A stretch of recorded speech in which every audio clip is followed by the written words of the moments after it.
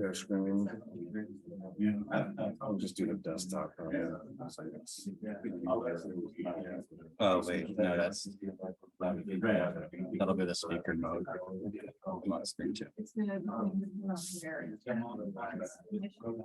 Start his, put his back up. Let's make sure this can get started.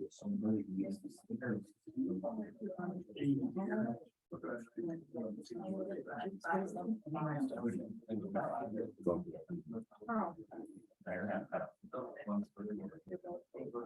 right, we'll go ahead and get started. Thank you all for coming, and thanks for all the speakers that we're going to have today. So this is a DC region specific symposium. So thank you all from the speakers. I was sort of realizing today when I was coming in from my house too, that it's a local group, but you guys probably made the most effort to get down here by 8 o'clock in the morning since everyone else is actually in the hotel just upstairs. So thank you all for coming. So we've got a lot of talks from different entities in DC. This is Dan Herrera. He's a PhD student at University of Maryland with me. He's going to help moderate the morning, and then I'll moderate the afternoon. And we'll just go through this. So I'll give a little bit of background, but Dan and I have been scheming up a way. We have a big, in the area, we have a big natural resource management listserv, which is really just a big group email that goes out to a bunch of people. And we've been talking about ways to create a yearly one-day symposium for all the natural resource managers around the DC region. And so this was sort of a trial to see if we can get everybody in the same room, or a bunch of people in the same room, not everybody, obviously, to talk about some of the projects that are going on in the region. So thanks for coming, and we'll go ahead and get started. So, Thank you, Travis.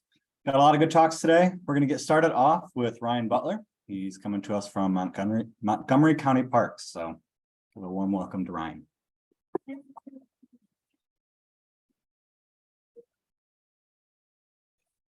In 1990, in a small 5th grade New York, a local wildlife technician by the name of Greg First was a guest speaker.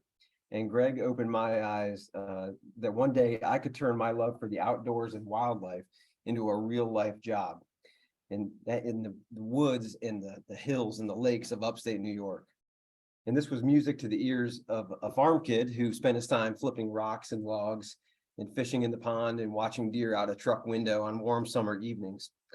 That I could do that for a living. Fast forward to 2004, and I realized that dream and became a wildlife ecologist. In the countryside, though, in the DC suburbs.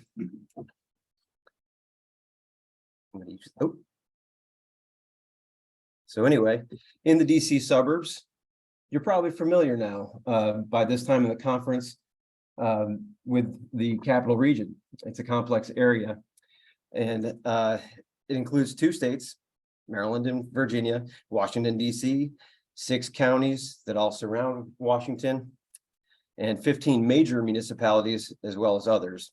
It's an engaged area. It's culturally rich and socioeconomically diverse.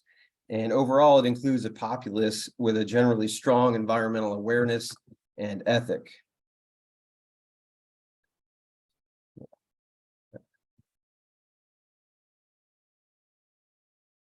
This region plays host to a myriad of entities who are each engaged with environmental, natural resources, and animal interests throughout the region. They're comprised of federal, state, and local government agencies, colleges and universities, conservation NGOs, activist groups, private clubs and associations, volunteer organizations, and more.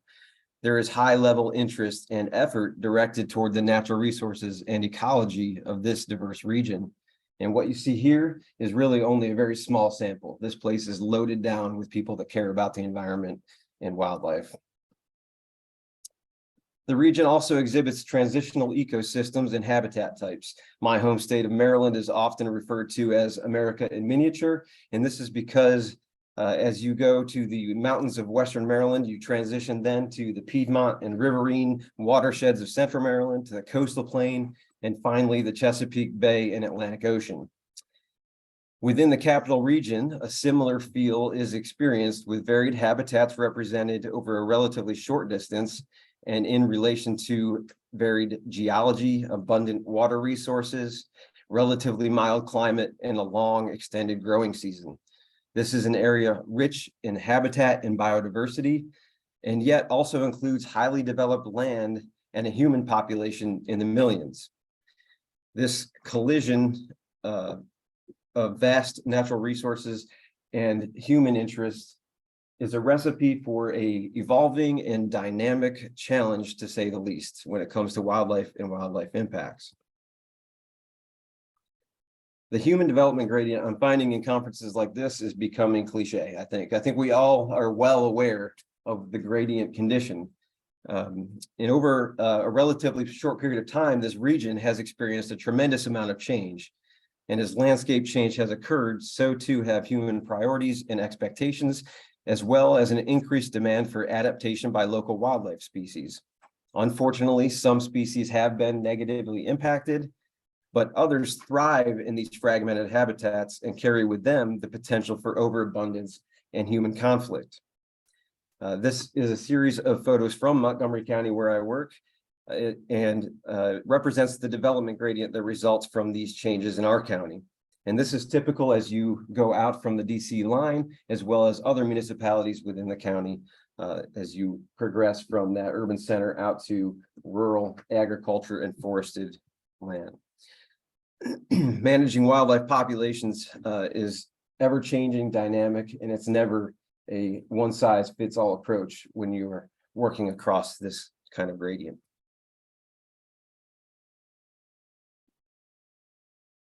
Across the capital region, many of the various agencies, organizations, and other stakeholders I was talking about before work on a number of wildlife-related programs and projects in an effort to understand, preserve, conserve, and manage wildlife-human interactions, and related impacts.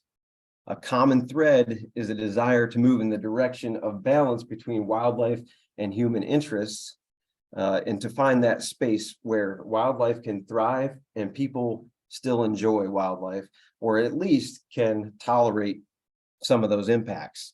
Examples of regional wildlife work program elements that are being carried forward by all of these groups include things like inventory monitoring, finding out what's out there, in what numbers, and keeping our finger on the pulse of wildlife on our green spaces. Preventative measures and response. This relates to what is commonly known as nuisance wildlife management. So trying to prevent those issues from ever happening, but when they do, being responsive and dealing with it in a responsible manner. Plan development and review. A lot of us work as consultants on planning projects for transportation, housing developments, park development, and more. Outreach and education. This is an ever-growing and big piece of what we do now, trying to relate to our constituents, share with them, interpret our resources, ask them and try to encourage them to care about wildlife and to not just be concerned with the impacts, and provide a variety of ways of interpreting through online resources, social media, media interviews, and meetings and presentations like this one. Population management. Several agencies in this region are engaged in on-the-ground management of specific species at the population level. Most commonly, many of you are probably aware, this relates to white-tailed deer management and non-migratory Canada geese management. Research and research facilitation. The colleges and universities that I mentioned, we have several of them, a lot of them in the region, and they're placing focus on our green spaces and our parklands to study wildlife, to learn how wildlife interacts with the human interface and more. And then some of our agencies like mine have the opportunity to partner both financially and through access to these lands. And then finally, customer service. This is a big one. If you work in wildlife management in the government, you understand that people are a driving force, and we need to be prepared to deliver good customer service to show that we care, not just about the wildlife, but also about the public as well. In Montgomery County, where I work, we are blessed to have a great deal of green space and protected parkland owned and controlled by several agencies and entities. My agency's park system alone plays host to 420 parks and 37,000 acres. Our parkland is in the green there. And much of this land was originally protected for natural resources reasons, and in particular, water quality protection, which is why you see a lot of these fingers of green, because that's all stream valley that was protected. We place a great deal of focus on our natural resources as a department and work hard toward balance of the resource with the needs and demands of the citizenry and the continued development of the county. Now, our department is fortunate to employ a professional staff as a wildlife ecology and management work unit. I work in that unit and have 4 other professional level staff that work as part of our group, and you'll hear from a couple of them later on today. But we are focused on providing expertise and consultation and management service on parks throughout the county. Much like I shared a minute ago, our team seeks to provide service through inventory, planning, management, research, and outreach and education. And though we serve in each of these capacities to some degree, given the expectations and demands of our citizen customers and our leadership, most of our focus has been placed on the management aspects of what we do for wildlife, and specifically related to the impacts presented to humans.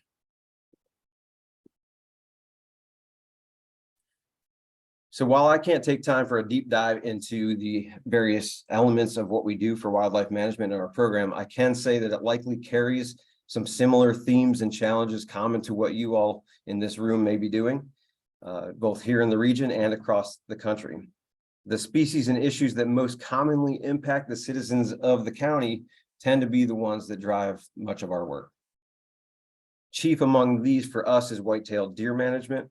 And while we place a lot of focus on managing deer on parkland, it's interesting to point out that the resources dedicated to deer management have also created opportunity for us to address other species, their conservation, educational efforts, management projects related to other species, and more. We're working to manage wildlife in the interest of natural resources, cultural resources, and infrastructure resources.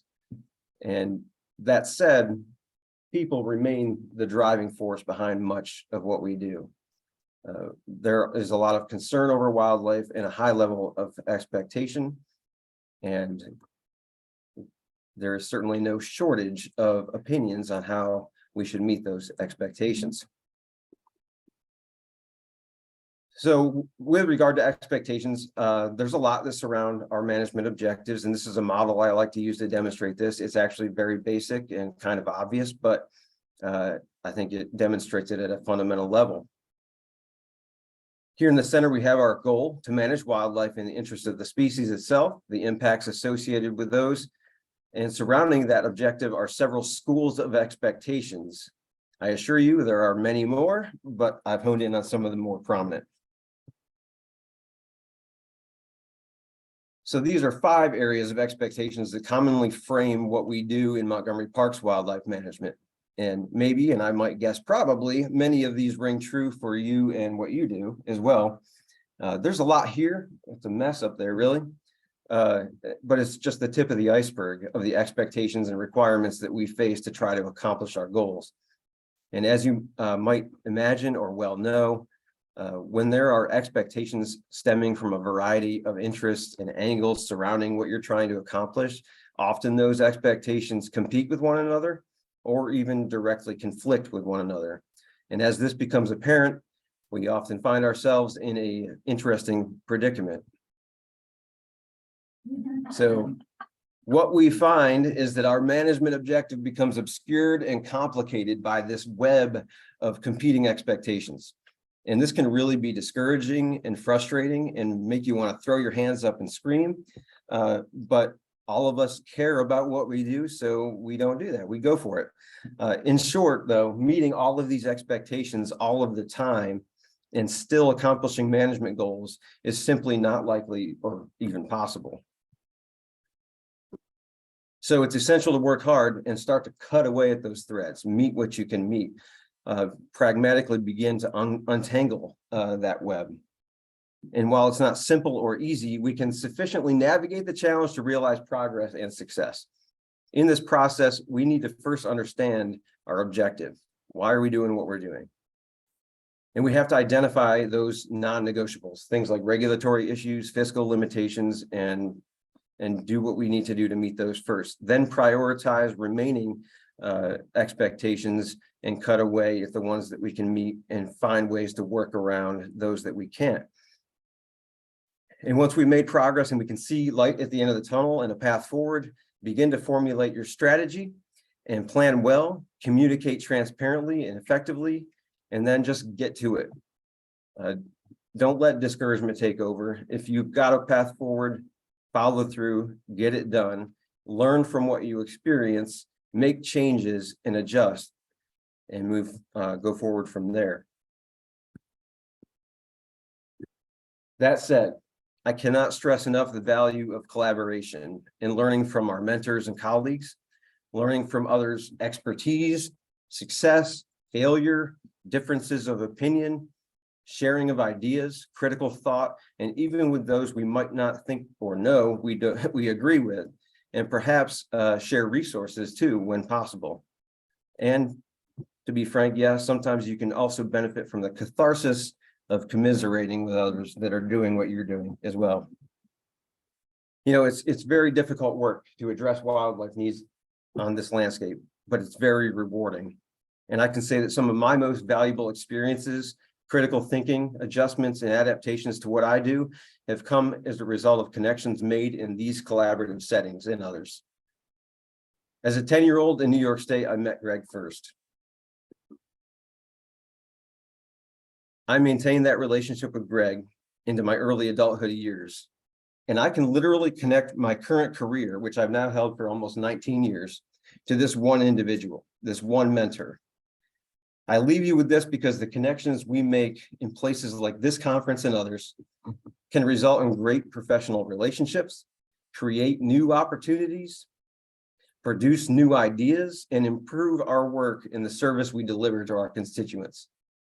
Perhaps someone you met here this week will become a part of your story. Thanks a lot.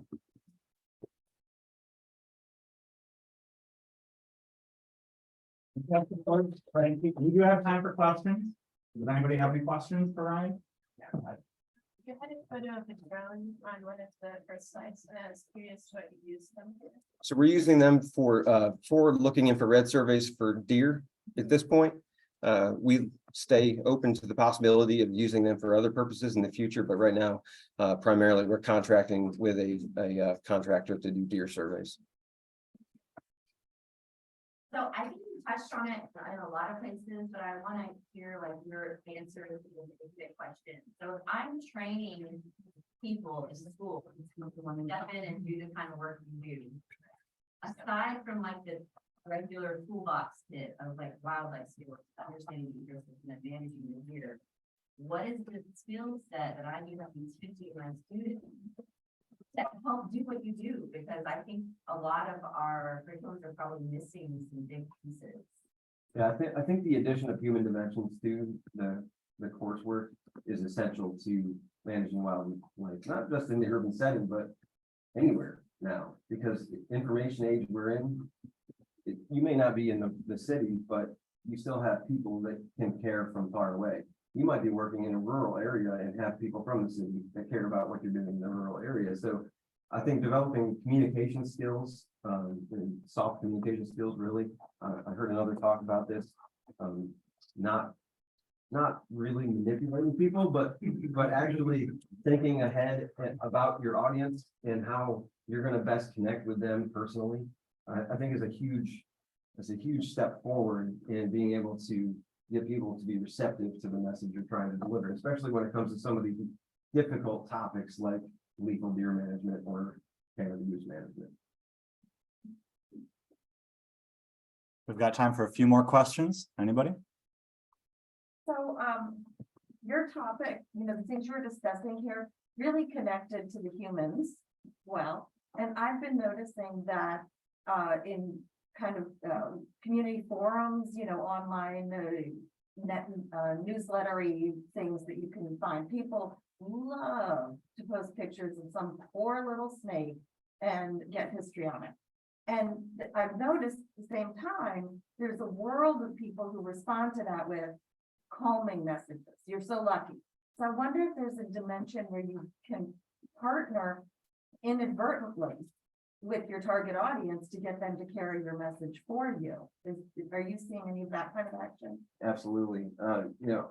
We have not only are we well-resourced for wildlife management as a small local government agency, but we have a really good public relations department.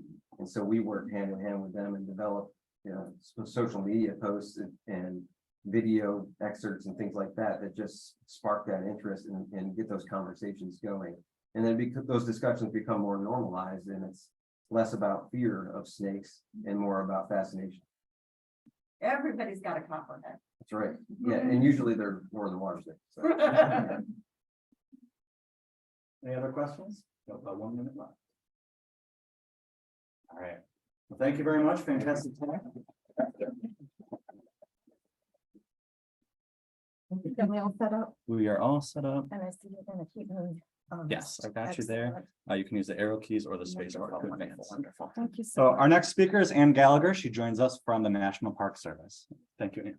Good morning. I wanted to lead with wildlife since a lot of my presentation is charts and graphs. Yay!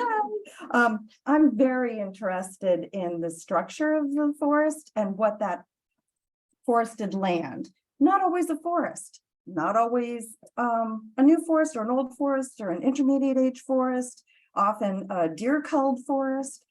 So in the national capital area, we call it National Capital Region, that's our slang.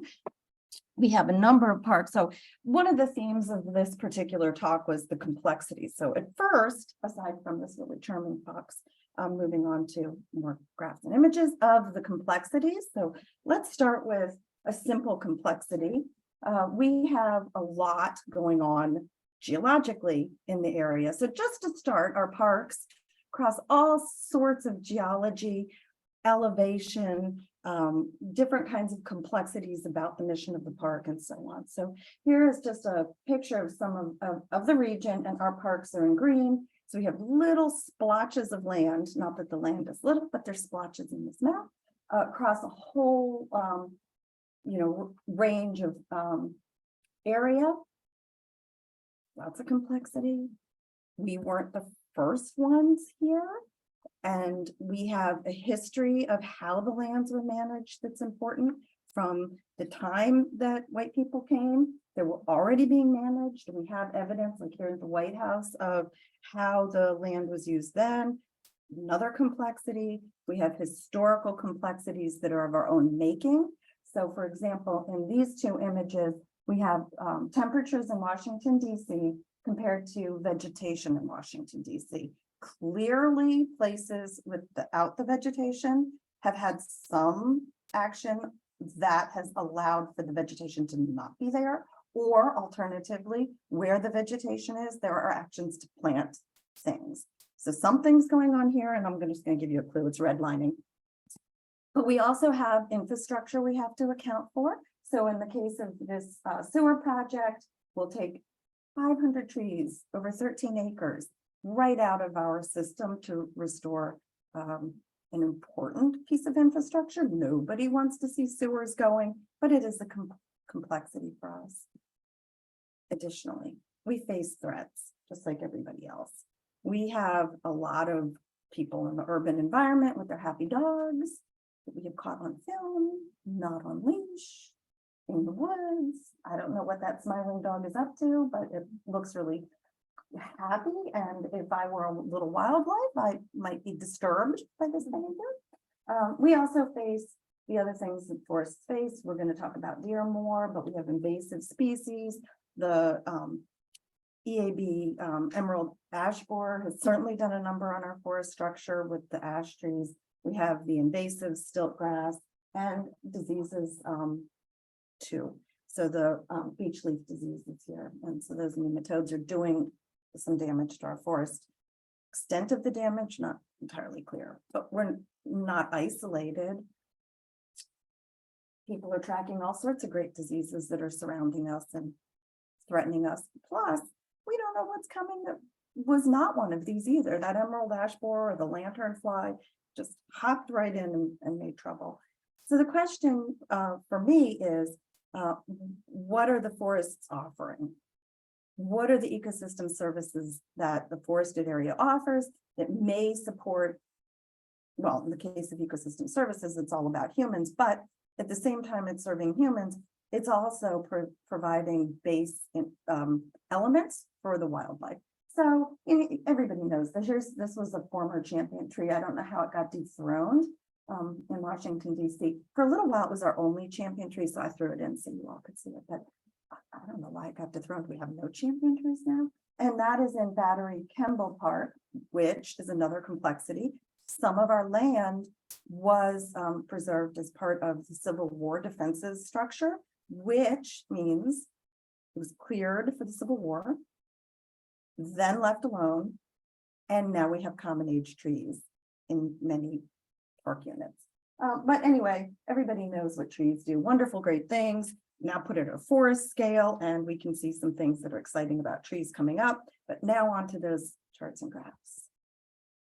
So first, what are some of our pressures in this region? We're not unique to the world in that we're experiencing global climate change. So what does that look like here?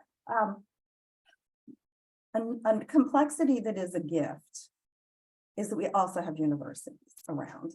So in this case, I was able to get an intern who, I don't know how to say this nicely, politely, maybe he was 60 years old. How do you get an intern like that? Getting his PhD in climate modeling after having modeled climate for the military for 25 years. Just whipping out charts and graphs for me, like no business. Collecting all the data sets for every single monitoring area since 1820 in the whole region, cleaning it up, telling me things like who monitored it, when they changed their monitoring system, and what that difference might have meant. But anyway, the point is, no matter how you look at it, we're definitely having a change in temperatures. So the data from 1871 to 2016, clear increase in temperatures. But is that all just, ambient temperature increase? So he looked at it across those ranges that we were just talking about, because who doesn't want to just belabor that? Urban and rural are included here. He added coastal because he was thinking maybe water would be a mitigating factor. But even no matter which one you look at, still an increase. And those increases across the year have implications for things like the summer. So our temperatures of hot days increasing, more hot 90-degree days every year as we go forward. So that's a big pressure for our wildlife. What does that imply for whatever species you're most interested in? What does that mean for the forest structure? I also was looking at our parks. In the Park Service, we have park names that have usually these four codes that are the first two letters of one and the first two letters of the second name. So Antietam, that's C&O Canal, George Washington Memorial Parkway, Harper's Ferry, that's Manassas, National Capital Parks East. We just can't help but talk like this. So we'll go names and then expect people to, guess what we're talking about. But see here, we put them here so that you can also be more puzzled. But at any rate, I was looking at was pollution removal. That right now we're having a problem in the area with smoke from the fires in Canada. What are our trees doing? They're helping us and our wildlife. So certainly we all know birds need to have better air quality. Our forests are providing it. Some of these higher indicators, like this is Prince William. So Prince William is larger. It's one of our larger park units, and it's mostly got tree canopy coverage. So you'd expect it to produce more benefits. This is missing because the gauge that's connected with that was not working. So we couldn't model that particular graph line, but I'm sure that Manassas is doing great work too in avoided runoff. So avoided runoff, what is that contributing? One of the problems with runoff is not just the carrying of the pollution, but it's landing on paved areas. So we've got this concrete or this asphalt, and in our hot days, it's hotter. The rain falls, it's warm, it hits the warm concrete, it picks up warm temperatures and then races right into a stream right away, rapid temperature changes. So while I'm looking at what the forest units are doing, I'm also thinking, well, what are those fish suffering? What is that going to be like? What are our macroinvertebrates going through? What are our food sources for our wildlife suffering?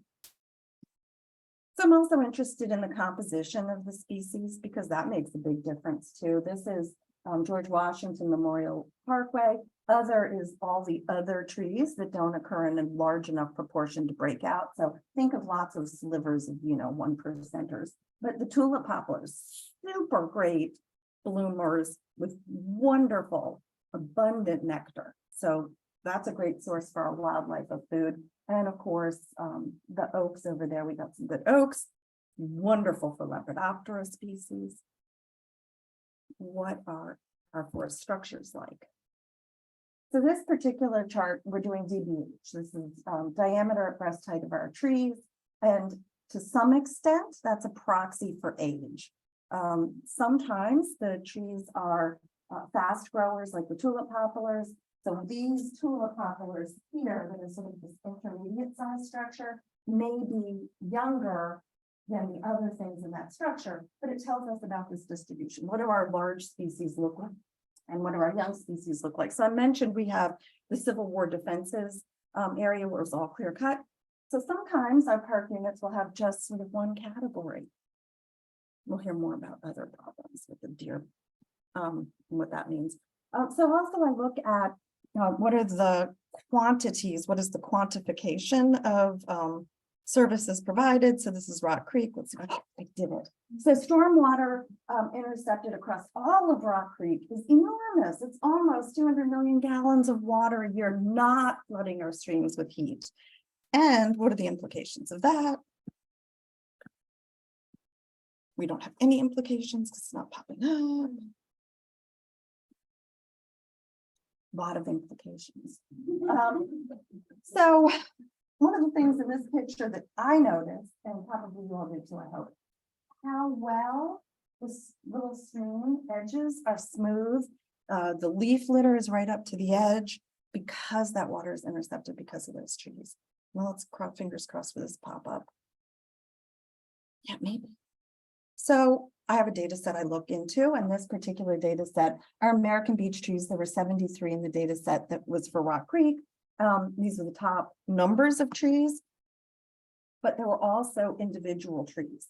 So over here, American beech to red maple, there's not one cottonwood mentioned. In our data set, there is one cottonwood, and it is relatively large, 33.5 inches DBH. And there's one pitch pine in the data set.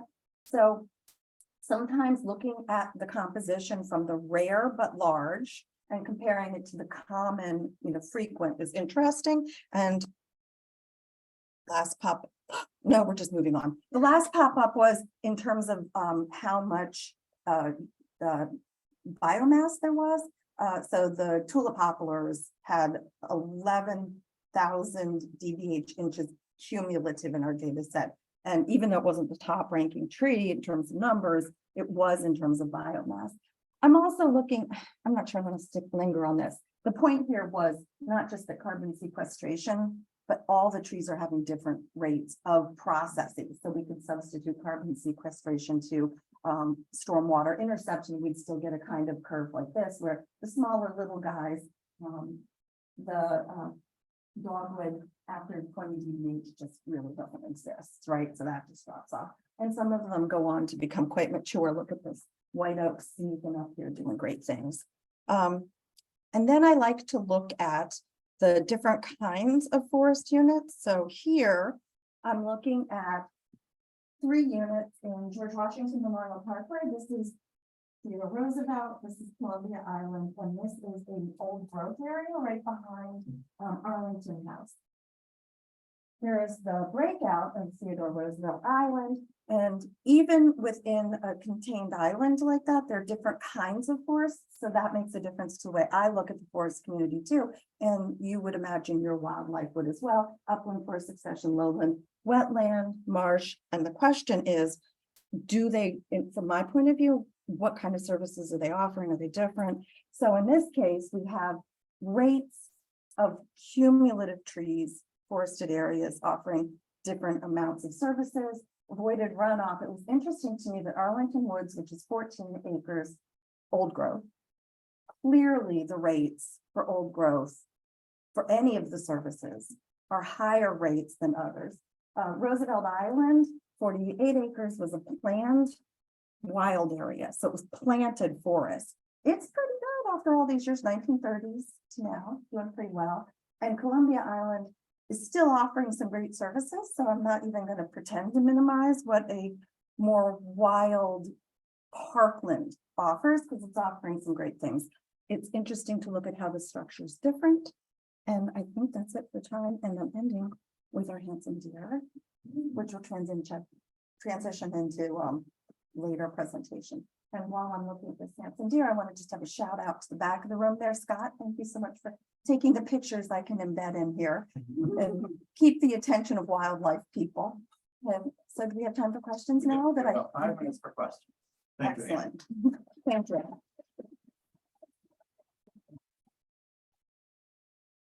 Any questions for Ann? Well, I can start. There's no other. I'm not familiar with the beach. Beach leaf pathogen or- yeah. disease. It's a nematode. It's recently been recognized in the area and does cause death to the beech trees. And the first sign, one of the first signs of it were the striping of the leaves. Okay. No, Is there concern that it's gonna yes, destroy Rock Creek? yes. Okay. Oh, yeah. We have, just like we were talking about for the last presentation in Montgomery County, we also have inventory and monitoring teams for the Park Service. None of you, I think, would be surprised. And that is on their radar to keep an eye on and see what we're changing in our forest structure. But they just had a publication come out between the Northeast region and the National Capital Region declaring our forests imperiled. And that has a lot to do with the structure. This is another hit. The beech trees provide beech nuts. It's a food source. I don't know what the impacts are going to be. Yes, we're worried. Mhm. Your ecosystem service biophysical values, where did those numbers come from? The numbers were modeled by work done by the Forest Service. So the Forest Service has a suite of tools that are marvelous. I couldn't recommend them more. From the point of view of the Park Service, they're a little bit limited and they have a different mission than us.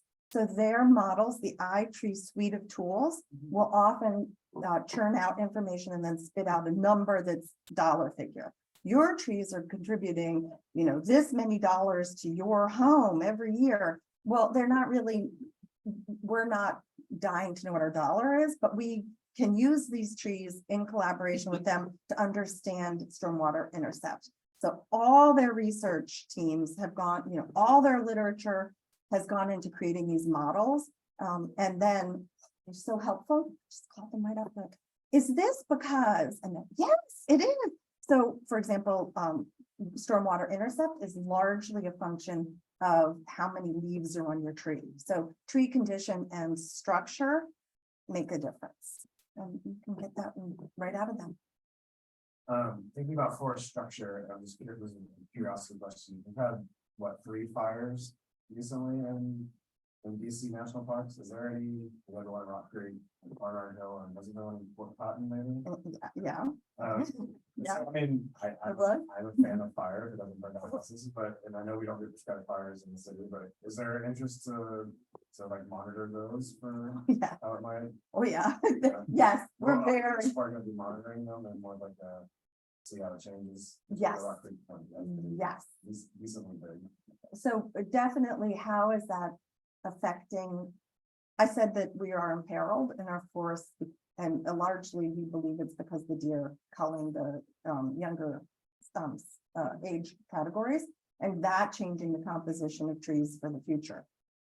Forest fires, we're hoping will open some canopy area and encourage some seedlings, and everybody's, I'm sure here heard of the intermediate disturbance hypothesis. So hopefully the fire is quelling invasive allowing for natives to recover, but it's not going to, it's gonna open the space for invasive. So now we have to have invasive teams in. So it's a comprehensive look at what's going to happen and what that can tell us about management activities.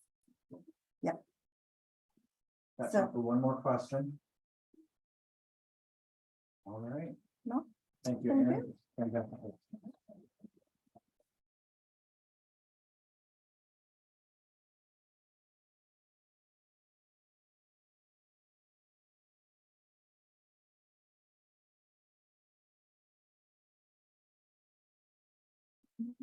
Yes, you're next. So our next speaker is Hannah Redmond. Hannah is coming from the University of Delaware.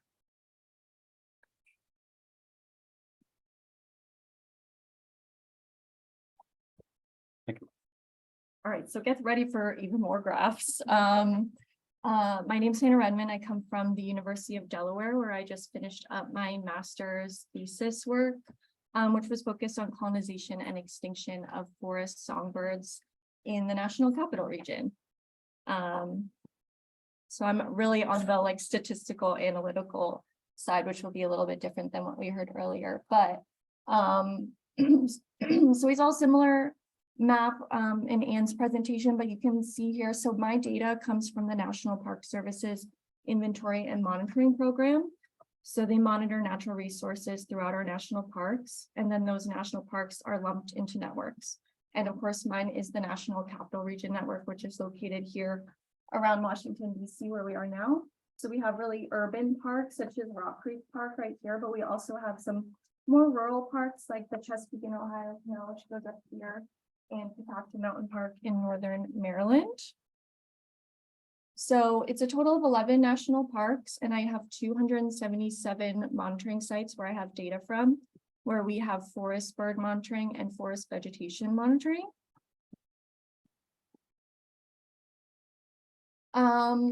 And just to start us off, so there's a lot of research on forest bird occupancy. There's a lot of work in the literature looking at things that are habitat associations between occupancy and birds.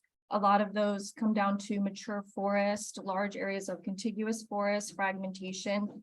The scarlet tanager specifically has been tied to the perimeter area ratio of the forest tracts. But then when we get into colonization and extinction dynamics, so yearly changes in that occupancy and movement of these species from site to site, research is really limited. I'm going to be talking today specifically about the wood thrush. And for example, in all of my years of research, I've been working with wood thrush since 2019. I've only found one paper mentioning colonization or extinction of the wood thrush. And that was a paper looking at regenerating forests, which tied wood thrush colonization to tree height. So to look at dynamic occupancy or colonization and extinction, I'm using dynamic occupancy models, which allow me to model 4 parameters at one time. So that's initial occupancy, which is the probability of a site being occupied by the species in the first year of the study. So for me, that's 2007. Colonization is a probability that a site that was once unoccupied becomes occupied. Local extinction, the probability that a site that was once occupied becomes unoccupied, and detection, of course, is our probability of detecting the species. So to give you a little bit of background of where my data is coming from, again, it's from the Inventory and Monitoring Program. So our forest bird monitoring occurs annually. I'm using data from 2007 to 2019. We survey from mid-May to mid-July using 10-minute point counts. We do this twice per season, and we record all the birds seen and heard within a 100-meter radius. The Inventory Monitoring Program also does forest vegetation monitoring. I'll also be using data from 2007 to 2019. This vegetation is monitored on a rotating panel design, so each site is only monitored for vegetation every 4 years. And so I've interpolated the values between those years to get yearly values for things such as shrub count, herbaceous cover, and coarse woody debris. And then I have measurements that were taken once at each site, which are soil calcium and tree age. Because I didn't think that was enough covariates to include in the model, I compiled 3 remotely sensed variables, so percent forest cover, distance to forest edge, and NDVI, which is a measure of vegetation greenness. So it really gives us an idea of like the health of our forest at those sites. And just to round it all out, because I have so many covariates, this is just all 8 of them together and an idea of their the spread of the data. So again, we have forest cover, distance to forest edge, mean tree age, shrub count or herbaceous cover, soil calcium, NDVI, and coarse woody debris. So to get into my statistical analysis, I used a multi-season occupancy model, which was the Colex function in the R package unmarked, which allows me to directly estimate those 4 parameters. I use a stepwise framework. So I modeled initial occupancy, colonization, and extinction separately, and then ended up with a final model suite, which I used AIC to rank these models, and then took the top 10 models and model averaged. I ended up with 64 models in my final suite, and I had 10 top models. Okay, and let's get into my result. Here's the cute wood thrush. Not enough pictures, a lot of graphs. So first I looked at yearly occupancy, just how many sites are occupied by wood thrush throughout the entire network. And we have pretty high yearly occupancy for the wood thrush. It's sitting around 0.75. So if you go to a random site within the network, you have a 0.75 or 75% chance that there's a wood thrush breeding there. You can also see that we have a slight decline in occupancy throughout the years, and we have just like fluctuations from year to year in annual occupancy throughout the network. So then my goal was to see what habitat variables are influencing this fluctuation, or even when occupancy is just staying static throughout the network, we're going to see movements of wood thrush from site to site. So what's causing them to leave a site, what's causing them to kind of want to colonize a new site. And so I'll go through it one parameter at a time. I know it can be a lot of information, but so starting off with initial occupancy. So I ended up having 4 parameters or 4 habitat variables influential for first year occupancy. So that was forest cover, distance to edge, tree age, and shrub density. And these were, just to give you an idea of what this is, these were my beta estimates for my model. So this gives us a rough idea of how the habitat variable is related to the parameter or first year occupancy. But to give us a better idea of like the biological significance of what these relationships mean, I have partial response plots. So you can see here, as we get a larger amount of forest cover in the plot, we're having a higher probability of occupancy in 2007 for the wood thrush. We see a similar positive relationship with mean tree age. So wood thrush are more likely to occupy a site with a more mature forest structure. Surprisingly, I had negative associations between distance to edge and shrub density with occupancy. I included these in my models because there's a lot of literature stating that wood thrush like shrubby areas, they breed and build their nests in the shrubs. And they're also considered interior forest birds. So these relationships were a little bit surprising to me. Colonization, I saw associations with forest cover and soil calcium. And as you can see again, with forest cover, as we're getting a higher amount of forest cover within the plot, we're having a higher probability that wood thrush would come in and colonize that site. Soil calcium was a little less statistically significant, but we're still seeing a positive effect of soil calcium on wood thrush. And this is because soil calcium is important for the invertebrate prey that they eat, and it allows them to breed successfully and have successful clutches. So that was really interesting to see because wood thrush abundance has been tied to soil calcium. So it was cool to see it here tied to colonization as well. Extinction, we saw associations with forest cover, tree age, shrub density, NDVI, and coarse woody debris. Looking at those partial response plots, you can see here that we're seeing, when we see sort of the same habitat variables, it's kind of like a flip-flop than we saw with colonization. So we're having negative associations with forest cover now, as we're getting lower forest cover within the plot. Wood thrush are more likely to go extinct, so they're less likely to stay there from year to year when we have low forest cover. we're seeing similar relationships with mean tree age and NDVI, which you can see has a really strong effect on our extinction probability for the wood thrush. And then positive relationships we can see with increased shrub density and increased coarse woody debris. We have an increased probability in extinction. So when we get a more shrubby forest structure and more coarse woody debris, they're more likely to leave year to year. They're not likely to stay after they've been breeding there 1 year. Again, the shrub density was a little confounding to me because they do like some shrubby areas. This could possibly be just due to really high shrub density in these more urban environments and high density of invasive shrubs. And coarse woody debris was interesting because in all the literature, the only thing I can find that tied wood thrush to coarse woody debris, which is just like down logs, it was just that sometimes they'll sit on logs for territorial display. Sometimes they'll sit up there and sing. So this was interesting because they just never really been tied to them before, which was nice. And it could possibly be due to, we have some sites with just a lot of coarse woody debris, like something went through it, all the trees fell down. And so there's no open forest floor. The wood thrush really like to forage along the forest floor for invertebrates. So that could be a possible reason that we're seeing this relationship with both coarse woody debris and shrub density. We just don't have that open forest floor that they're looking for. And then with detection, as we can all probably guess, there's a negative association with disturbance and our ability to detect the wood thrush when we have like points by the roadside or there's construction by the point, we're just less likely to hear them. And as we get farther into the breeding season, we have a better probability of detecting them because they're just singing a little bit more during the breeding season. And then to get to my key points here. So this was, again, one of the first studies looking at colonization and extinction of the wood thrush. The National Capital Region boasts a really high annual probability of wood thrush occupancy, which is amazing.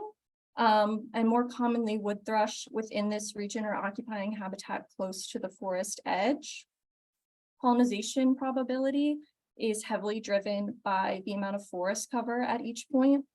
And if I were to inform management on how to reduce extinction probability of the wood thrush, I would tell them focus on conserving our more mature trees, reduce fragmentation, conserve our large tracts of forest, and increase our forest canopy cover. And my next steps are to hopefully use this modeling framework to do the same thing for other interior forest bird species. So scarlet tanager, Louisiana water thrush, hooded warbler, and the ovenbird.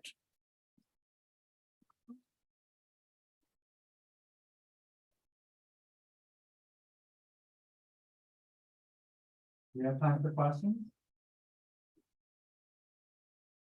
Yeah, I'm just interested in a little more about where the sites are. So are they all right in parks, and how are they selected, and to what extent are they close to the, to the urban area? Yeah, they're all throughout all of the parks. So we have them in all, we consider them 11 parks. So there's a lot of parks in the more urban areas that are considered like National Capital East Park. So we're throughout all of those parks. And all the points were randomly selected. The only thing not random about them is it was basically set up on a grid. We randomly selected them. So they're all at least 250 meters apart. Most of them are way more, but that's just so we don't have any overlap with our points. So yeah, they're within the urban area, but this data also includes some points in our more rural areas. So they're all inside the park. Yeah, they're all within parks. Outside, Mhm. but some of them are pretty close to the urban edge. Oh yeah, sometimes, I mean, we have a 100-meter radius. Sometimes that includes not the park. We'll be so close to the park edge that I'm like looking at birds in someone's backyard, so.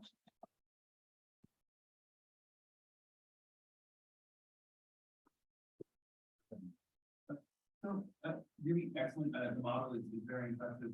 And I know somebody does some modeling, it can be a big pain in the butt, but did you manage to or did you want to try to also look at interaction? Because like sometimes the responses can be, confounding, and then it's actually like, oh, once you add in the interaction, which sometimes destroys your model, and you're like, okay, we'll forget that. It kind of maybe elucidates a little bit of some of these strange interactions might occur at some of these cases where something that is weirdly going down or up suddenly kind of makes more sense. Yeah, I have thought about it. I will say I laughed because finding an appropriate model framework has been so challenging when you're trying to model 4 perimeters at once. Good luck. I could give a whole talk on just getting to this point in that model framework. I have thought about interactions, but just with all of the covariate, I'm like a covariate like queen, like I just want all of the covariates in there, but it makes things so much harder. So I haven't gotten to interactions yet, but you're right. Some of these confounding factors could probably be explained. Model breaks down, Or it just- well, I'm not actually. Or I just don't know even how to interpret it, but yeah, thank you. I was just wondering if you could describe a little more NDVI, that one. Oh, NDVI.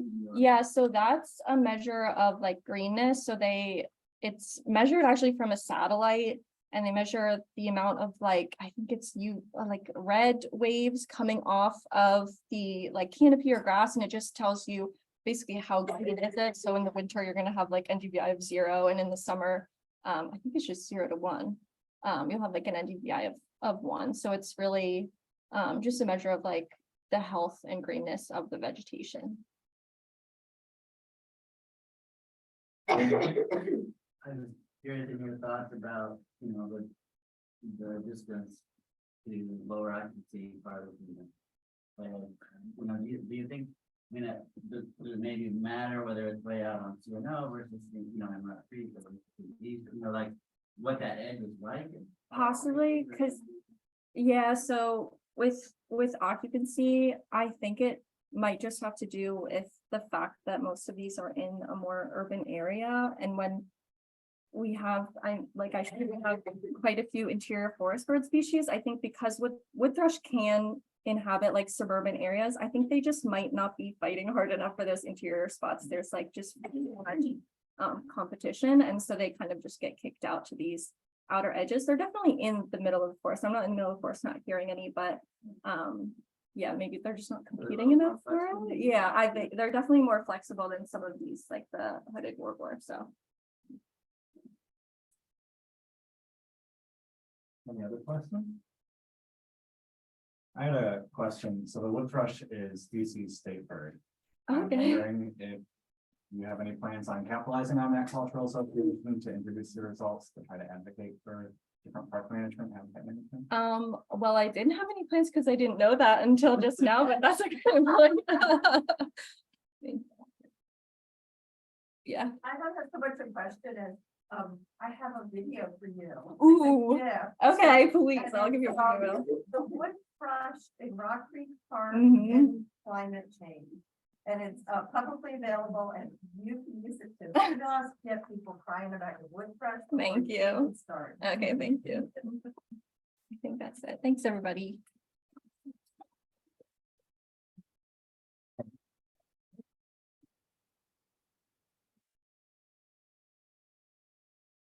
Okay, our next speaker is Guy Metzler from Montgomery County Parks.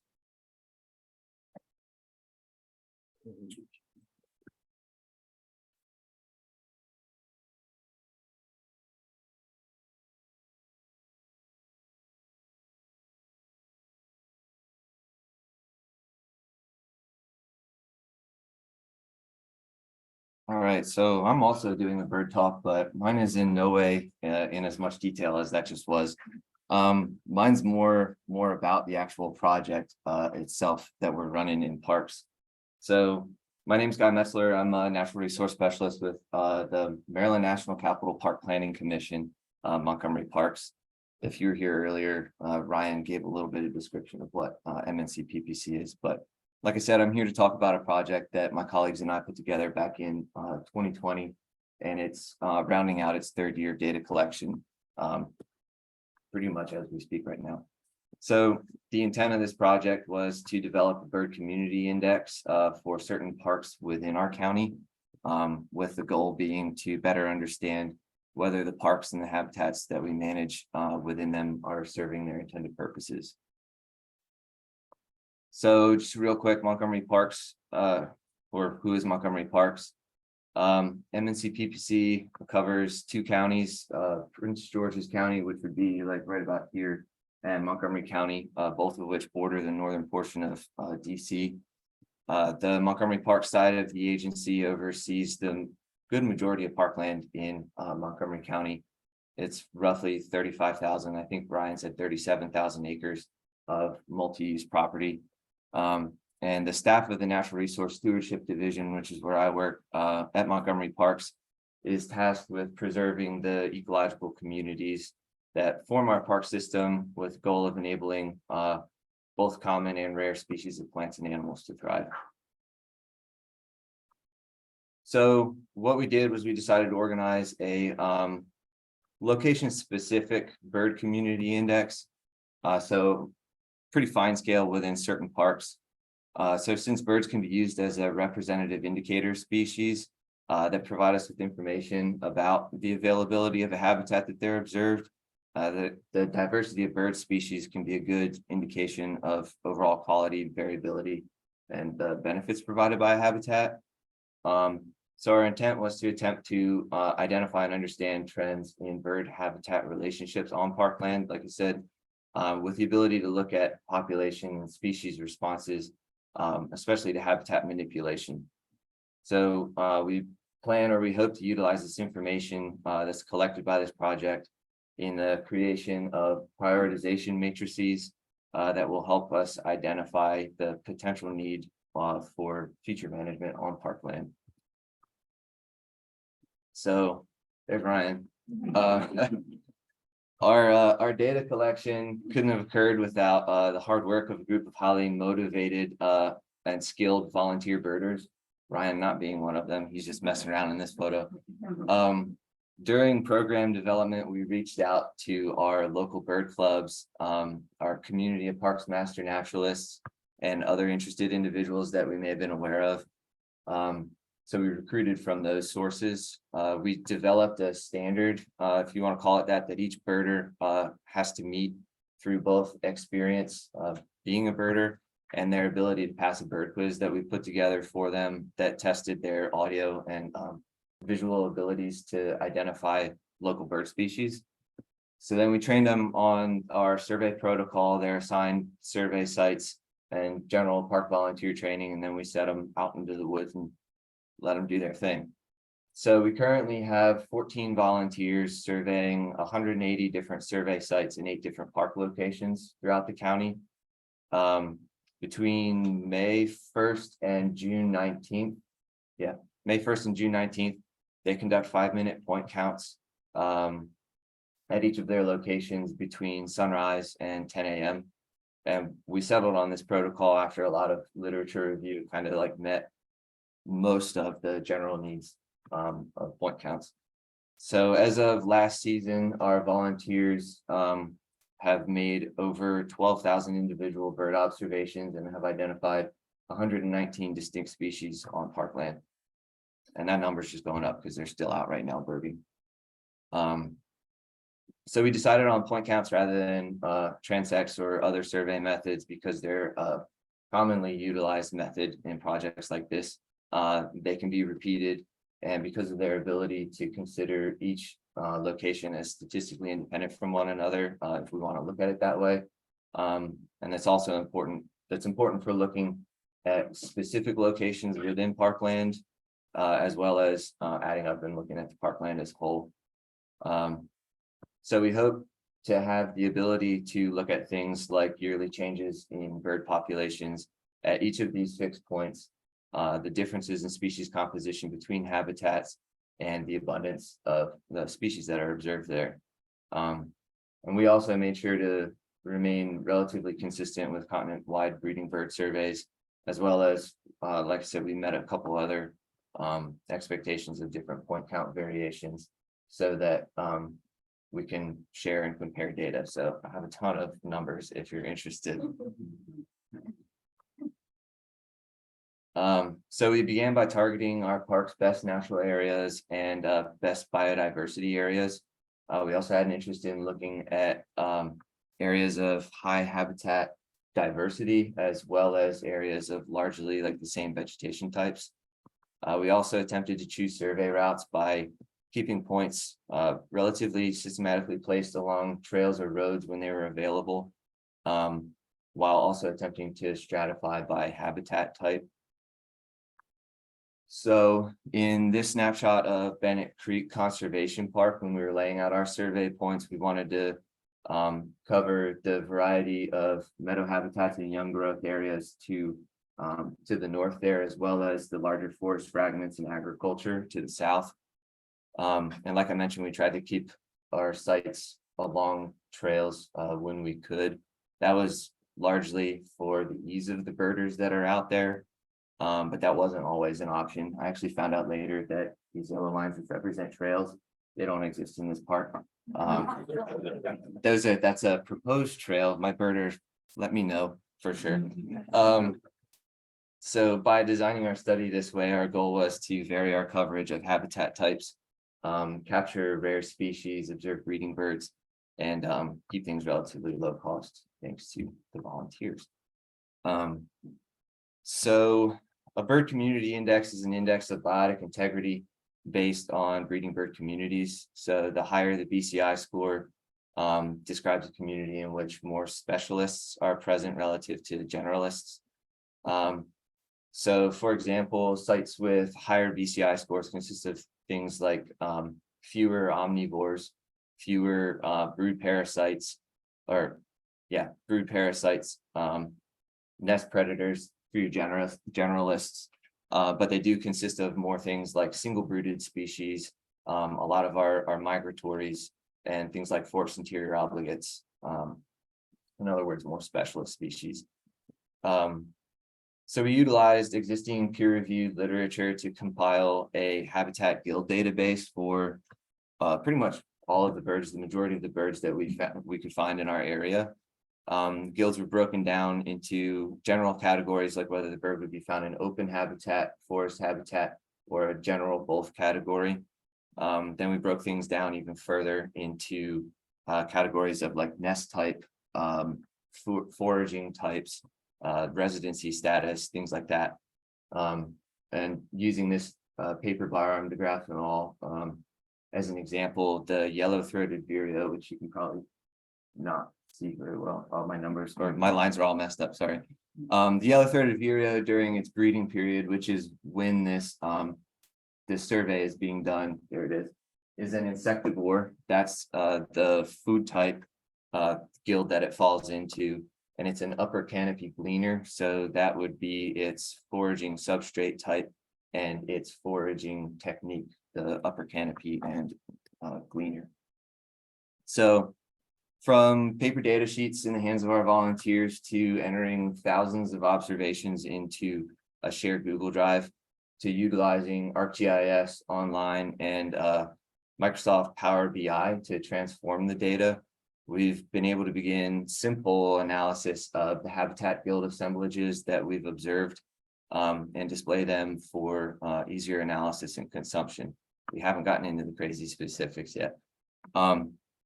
But thanks to our GIS pros that work with us at Parks, they helped us transform the thousands of data, the thousands of bird observations into something that's a little bit more manageable.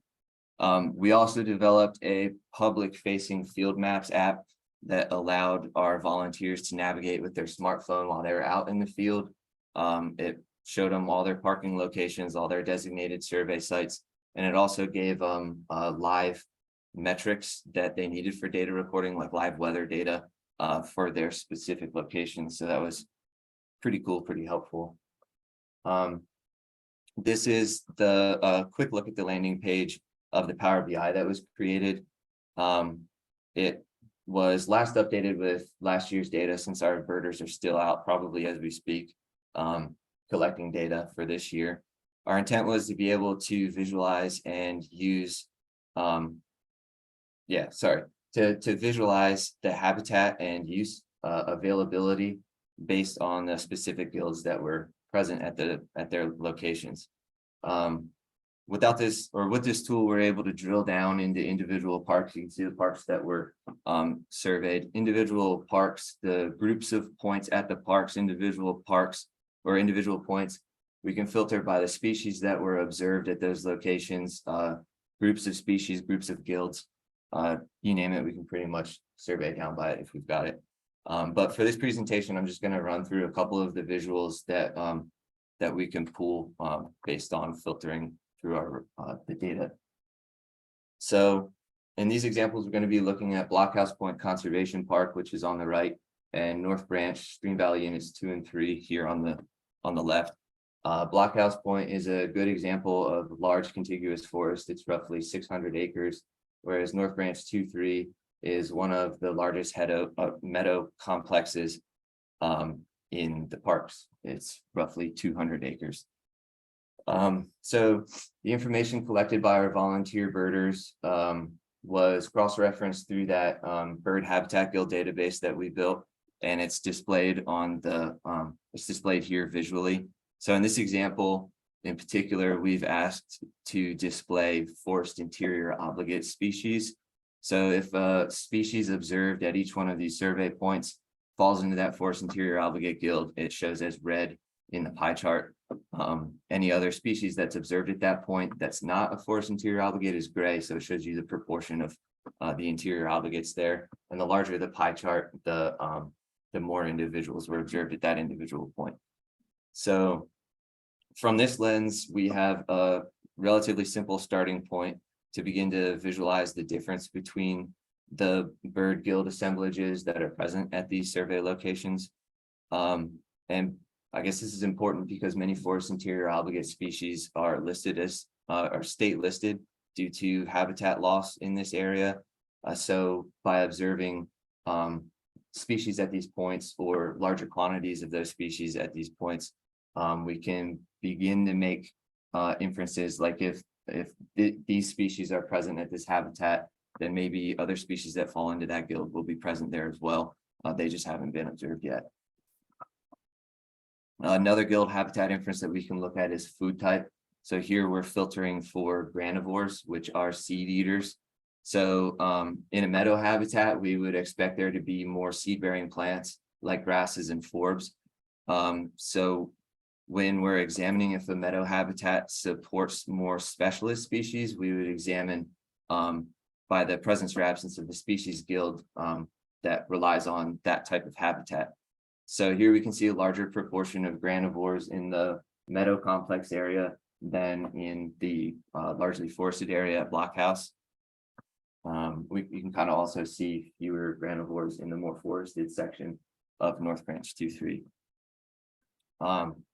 Another perspective that we can review is multiple categories of guild type at once. Here we're looking at the distribution of nesting guilds. So their nesting guilds and their proportions. So at our meadow dominated sites, we're seeing greater proportions of things like open ground nesters and shrub nesters. Whereas at our largely forested area, we're seeing more canopy nesters and forest interior nesters, which all of these examples may seem like pretty obvious observations, but up till this point, we had very little actual survey info to tell us or to validate that the habitats that we're managing are relatively serving their intended purposes and supporting these specialist type species. So as we work towards completing our third year of data collection, we hope to begin a much deeper and detailed dive into the statistical analysis of it. Right now, the Power BI kind of scratches the surface and it gives us good visual representations of how to use the data to rank the habitat. But we hope to be able to dig in deeper and actually use this data to rank habitats by using those prioritization matrices. We hope to be able to track species abundance and richness, and that all just still needs to be completed up to this point. So like I said, we got a bunch of numbers if you know somebody looking. Developing habitat ranks by using this BCI can help guide us, or at least be a piece of the pie when it comes to making management decisions on our parkland. And like I said, 3 years was our target date for collections. So hopefully in the future, there'll be room for expansion into more parks, or focus on things more specifically like the urban to rural gradient, or look at things like trail use impact on the species and how they use the habitats. So once again, I'd like to thank our volunteer birders who became citizen scientists for us. And they volunteered their time and put in their specialized skills and interests to work. They put in hundreds of hours collecting this data for us. And with the few number of natural resource staff that we have at Montgomery Parks, we never would have been able to collect this large of a data set in such short of time without their help. I'd also like to thank my colleagues at Montgomery Parks who helped me develop and also implement this project over the last couple of years. And I breezed through the details of this project. There's a lot more that went into it, and there's a lot more data collection that was happening. But if you guys have any questions, I'd be happy to talk with you about it, either here or later.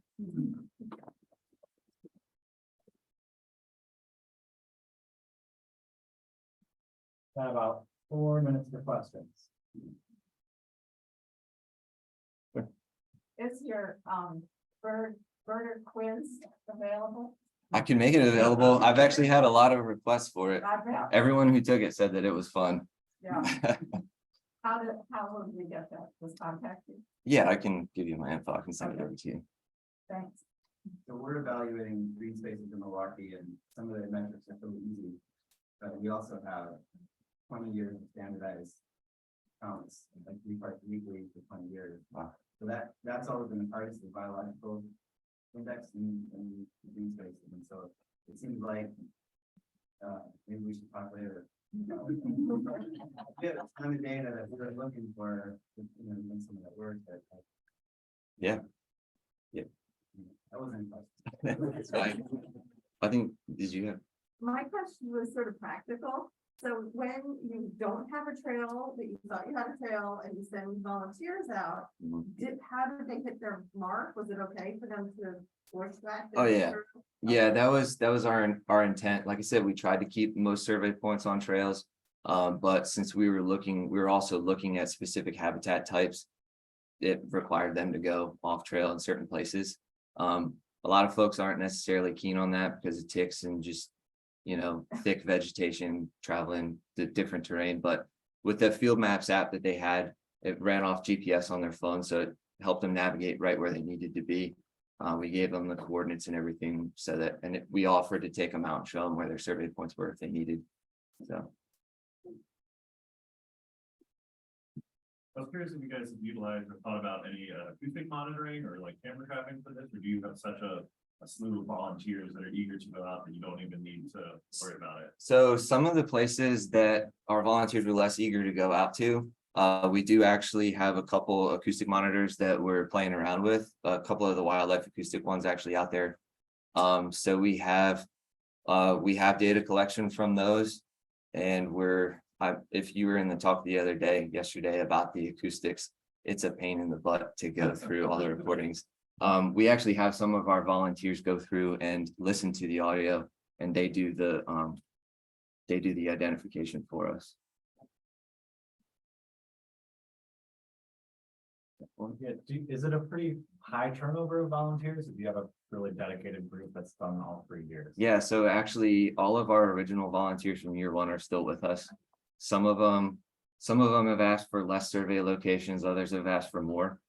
It's largely like retired individuals, pretty much like retired folks of you guys. They're all previous researchers. They work for different government agencies.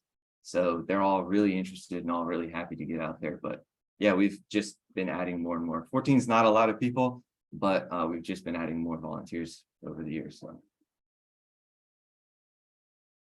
Any other questions? All right, well, thank you very much.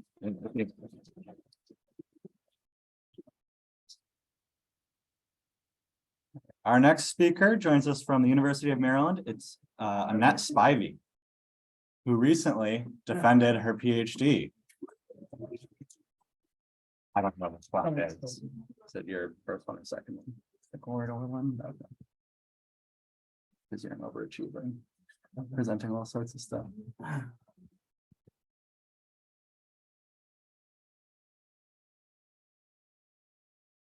Where'd my mouse go?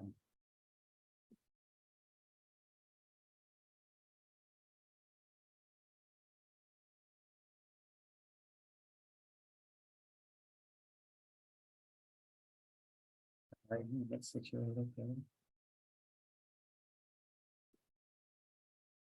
Okay, again, my name's Annette Spivey. I'm with the University of Maryland.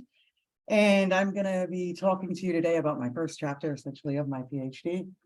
About prioritizing local scale conservation and restoration areas in DC based on habitat connectivity and development risk. So let me start off with a little bit of background or what kind of motivated this decision. So the overall goal of my work is to individually and comparatively assess the ecological conditions of urban habitats for both wildlife management, biodiversity conservation, and ecosystem functioning to better inform urban planning and these stakeholders on the relative value of preserving and or restoring urban green space, right?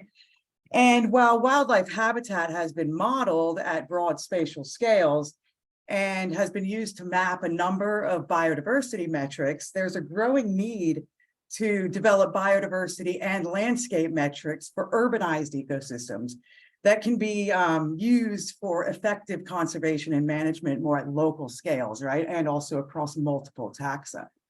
And furthermore, there's limited quantitative data on how the size and the connectedness and the types of city green space influence ecological functioning within highly urbanized environments. Because given the often small property sizes, right, in urban areas, fine-grained data that relate to these kind of local management practices are really necessary for effective planning. So the advent of high-resolution remote sensing data really provides an opportunity for improved citywide habitat connectivity mapping. And if it's appropriately coupled with species survey data, it can uniquely inform local habitat restoration efforts. So this kind of really motivated me, and to address these needs, I basically asked the following research question. So how can high resolution spatial data coupled with traditional species survey data be used to facilitate urban planning and inform more effective wildlife conservation and management, specifically at a local scale? So what I did was link site-specific multi-taxa survey data from the DOE with high-resolution land use land cover data to identify and map the structural habitat characteristics of urban biodiversity, and then target potential local conservation and restoration areas that maximize habitat connectivity within these areas. So this was a beast of a project and a beast of an analysis. And I'm going to try and combine all the analysis into 4 slides. So bear with me. There's about 4 major components that I'm going to talk through before I get to the major findings. Okay, so the first step of the analysis was to quantify the diversity of species of greatest conservation need within DC public parks, using a presence-only data set of 250 terrestrial vertebrate species, covering 3 taxonomic groups: birds, mammals, and reptiles and amphibians. And the wildlife observational data was collected annually across 457 sites in 27 public parks for 11 years, from 2009 to 2019. And of those 202 species of birds, 18 species of mammals, 20 amphibians, and 10 reptiles, we determined which species were considered species of greatest conservation need. And this is based on information provided by DC's Wildlife Action Plan, thanks to Damien, Jennifer, here. So I use SGCN, or species of greatest conservation need, as my representative species, because they really are considered indicative of the diversity and health of the state's wildlife, right? And this is based on information on the distribution and abundance of each species, including low and declining populations, as basically the State and Wildlife Agency deems appropriate. Okay, so biodiversity indicators can be really excellent tools for assessing habitat quality.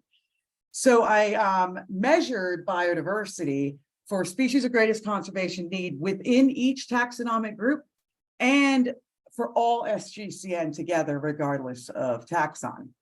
And I use what's called hill diversity, which is a mathematically unified method for measuring species diversity, it includes all three of these metrics: species richness, Shannon diversity, and Simpson's index.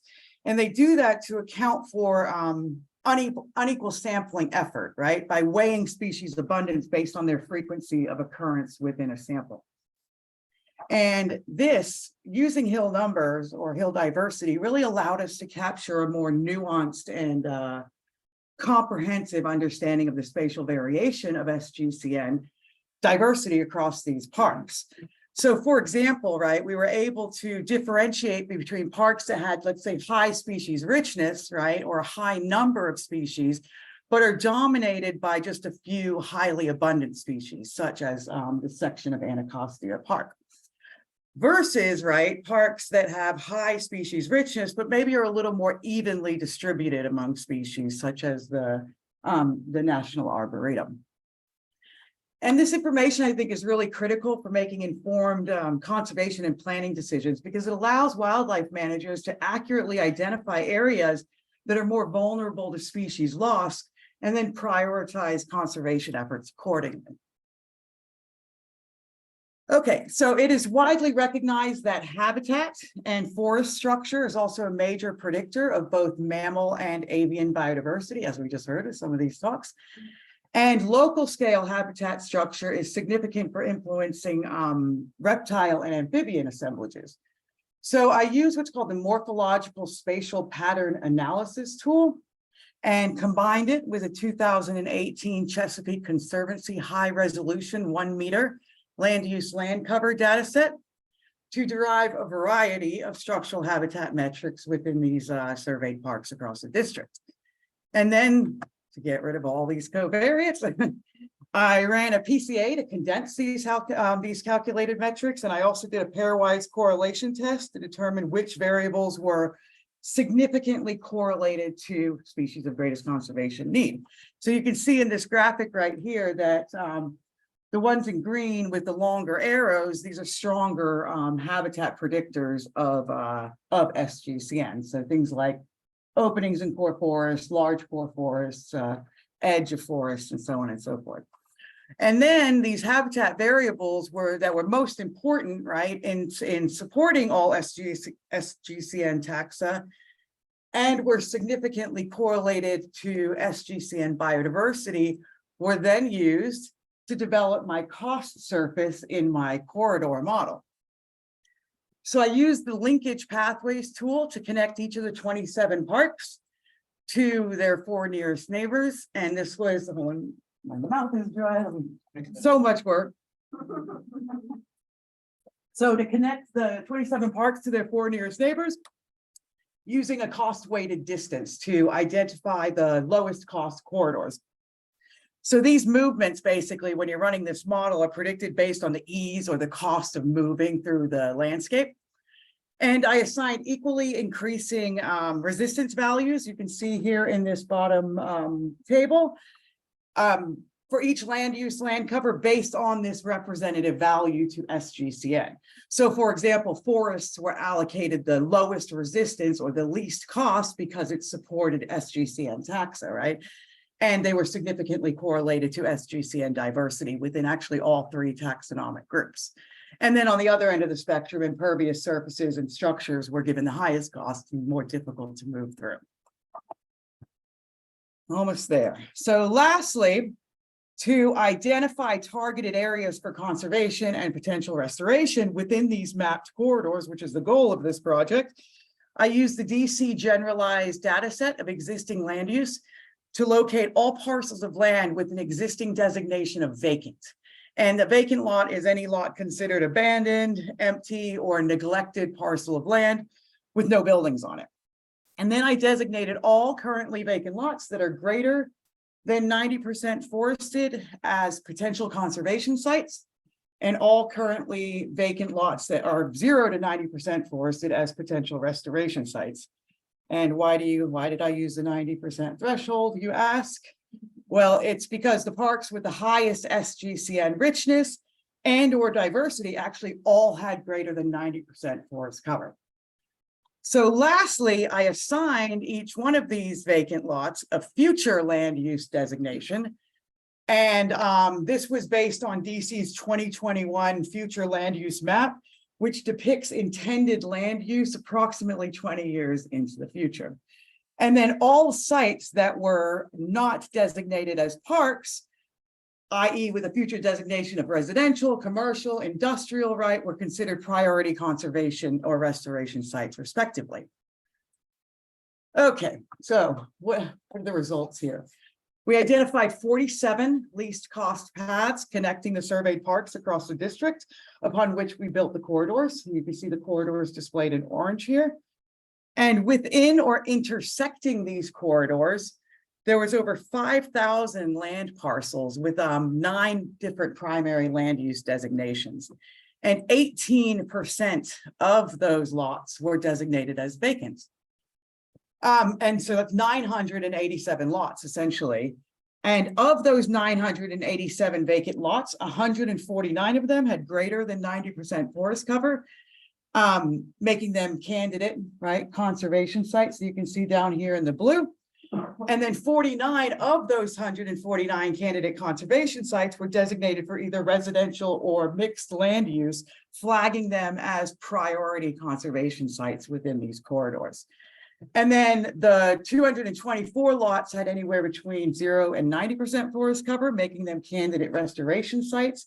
And you can see down here in the yellow that 89 of those sites were designated for residential, commercial, or mixed use in the future. So we identified those as priority restoration sites. Okay, so what are the implications of this work for urban or local policy and planning? Well, a primary goal of urban wildlife conservation, right, is to conserve, connect, or restore habitat for species that otherwise would be displaced by past and ongoing anthropogenic land use changes. And in recent years, urban planners have really been encouraged to reactively, or better yet, proactively, right, incorporate the need for biodiversity within their local comprehensive plans. So this study really provided a more holistic restoration strategy that better reflects biodiversity-centered habitat design. And because while urban comprehensive plans typically have these provisions for the preservation of big, large tracts of land and greenways and parks, they haven't really included or consistently, I should say, included the need for connections between those larger habitat patches, which are really important, right, for wildlife movement and overall species fitness. So this study identified vacant lots and very small green spaces within this broader citywide habitat corridors that can then directly assist in the continued conservation of species of greatest conservation need. And I think interestingly in this map, just some takeaways here, you can see that greater than 78% of the vacant lots that we flagged as high risk for future gray infrastructure were actually located south of the Anacostia River in areas that have historically been underserved and overburdened. So conserving and or restoring these lots within these proposed corridors would not only connect some of the most biodiverse parks in the region, right, but maintaining and increasing the green spaces could provide a wealth of benefits to these local communities. And I think lastly, and I'll be talking about this later if you're interested, having biophysical value, right, more social and economic value attached to these green spaces can then help justify the conservation of these high development value lands within these corridors as well. So with that, thank you. And I'll take any questions.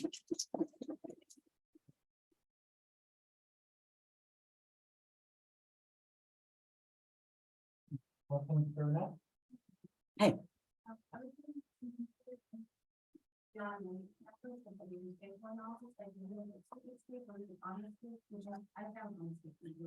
I did look at Circuitscape. I settled on Linkage Mapper, and actually, which I didn't include in this as well, but we did a lot of barrier mapping as well, which I really liked because, you know, we're always doing these connections and corridors, but where are the areas you can actually really focus your conservation effort, that if you focus your restoration within that area, that's going to be the strongest connector. So yeah, I explored Circuitscape, but just really fell with this. Yeah, and I liked it because it can truncate it really well for urban areas.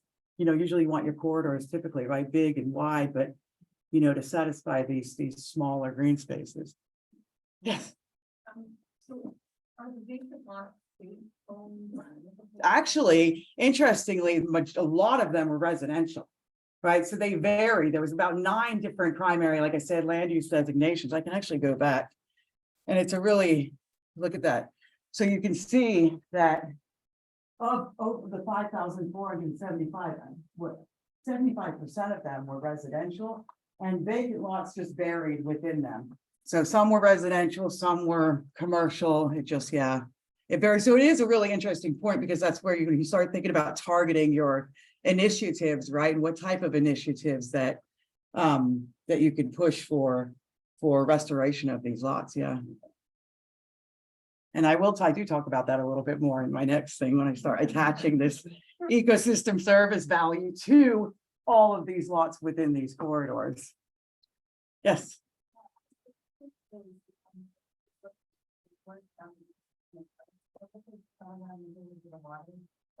Yeah.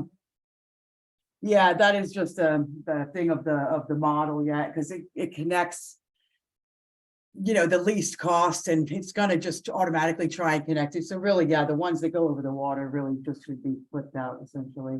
And some of them are much more ideal than others, right? It's gonna look and say, oh, if this is a forest, great, let me move through it. But if it's not there, it's gonna just keep moving down the line, right? Eventually it will cross roads and some urban areas to make those connections.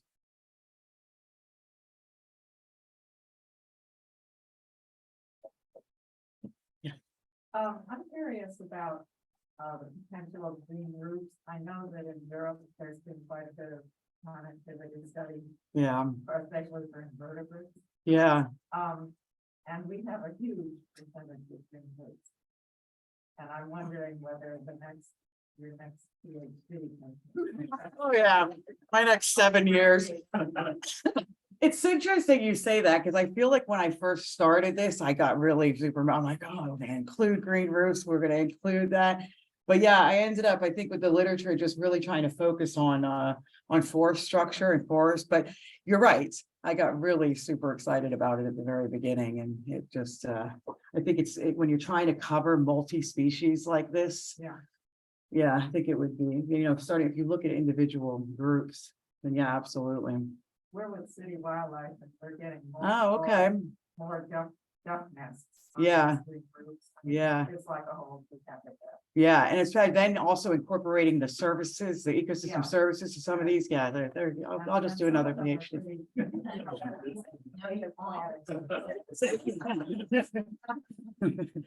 No, come on, another 14 years, come on.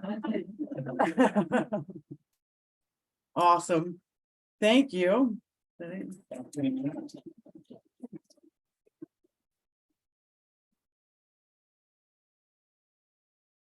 All right, our last presentation before the coffee break is by Dave Lawler. He's coming from the Fairfax County Park Authority.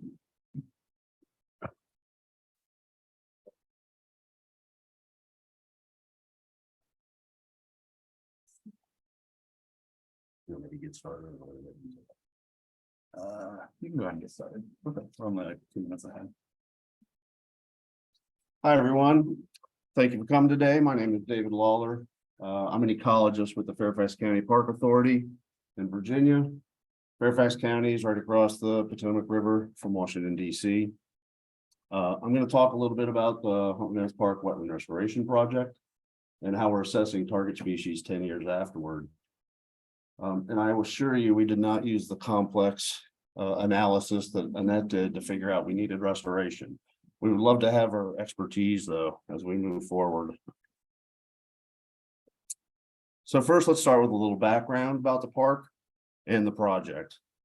Huntland Meadows Park is a 1,550 acre park. It has over 800 acres of wetlands. It's the largest contiguous park in Fairfax County and considered the gem of the Park Authority. The park was purchased from the Department of Interior in 1972 for $1, and the dollar never actually changed hands, so it was a pretty good deal for the county. Huntley contains significant populations of state rare plants and animals. and contains the state's largest collection of the Coastal Plain Depression swamp, which is a globally rare natural vegetation community. A quick interesting fact about Huntley, what is now Huntley Meadows Park, the original landowners were both George Mason and George Washington. George Mason owned most of it, and George Washington kind of owned the southwest corner. So the focal point of Huntley Meadows Park is the 40-acre central wetland seen here. Huntley Central Wetland is the largest non-tidal freshwater wetland in the region. The central wetland has a half-mile-long boardwalk meandering over the wetland for close views of wildlife and plants. The park receives over 200,000 visitors a year, and those are pre-COVID numbers. Students from high schools and colleges come from all over, from West Virginia, Maryland, Pennsylvania, to see a large freshwater wetland and learn about wetland ecology. The restoration construction was completed in 2013. The $3 million restoration project is the largest restoration effort to date for the Fairfax County Park Authority. I highly recommend a visit if you have time. It's only 30 to 40 minutes away.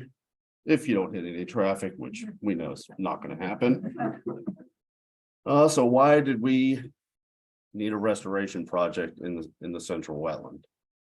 My answer is going to be a lot simpler than Annette's. Beginning in 1987, there was some poor erosion and sediment controls at a residential construction project upstream, and that deposited up to 18 inches of silt in the wetland. These deposits lasted over a year. On the left is a picture of the pristine wetland in 1985. It was a shrub wetland and an emergent wetland with very high water quality, high biodiversity, and over the course of 10 to 15 years, the silt slowly suffocated the flora and fauna in the wetland. On the right is a picture after siltation in 2007. The silt reduced water levels, which allowed the wetland to dry out many years between 2005 and 2012. So Huntley Meadows Park was nationally recognized for state rare breeding marsh birds in the 1980s and early 90s. And I'll just read this little quote here. This was in the American Bird magazine in 1989, which I believe was the birding magazine back in the day.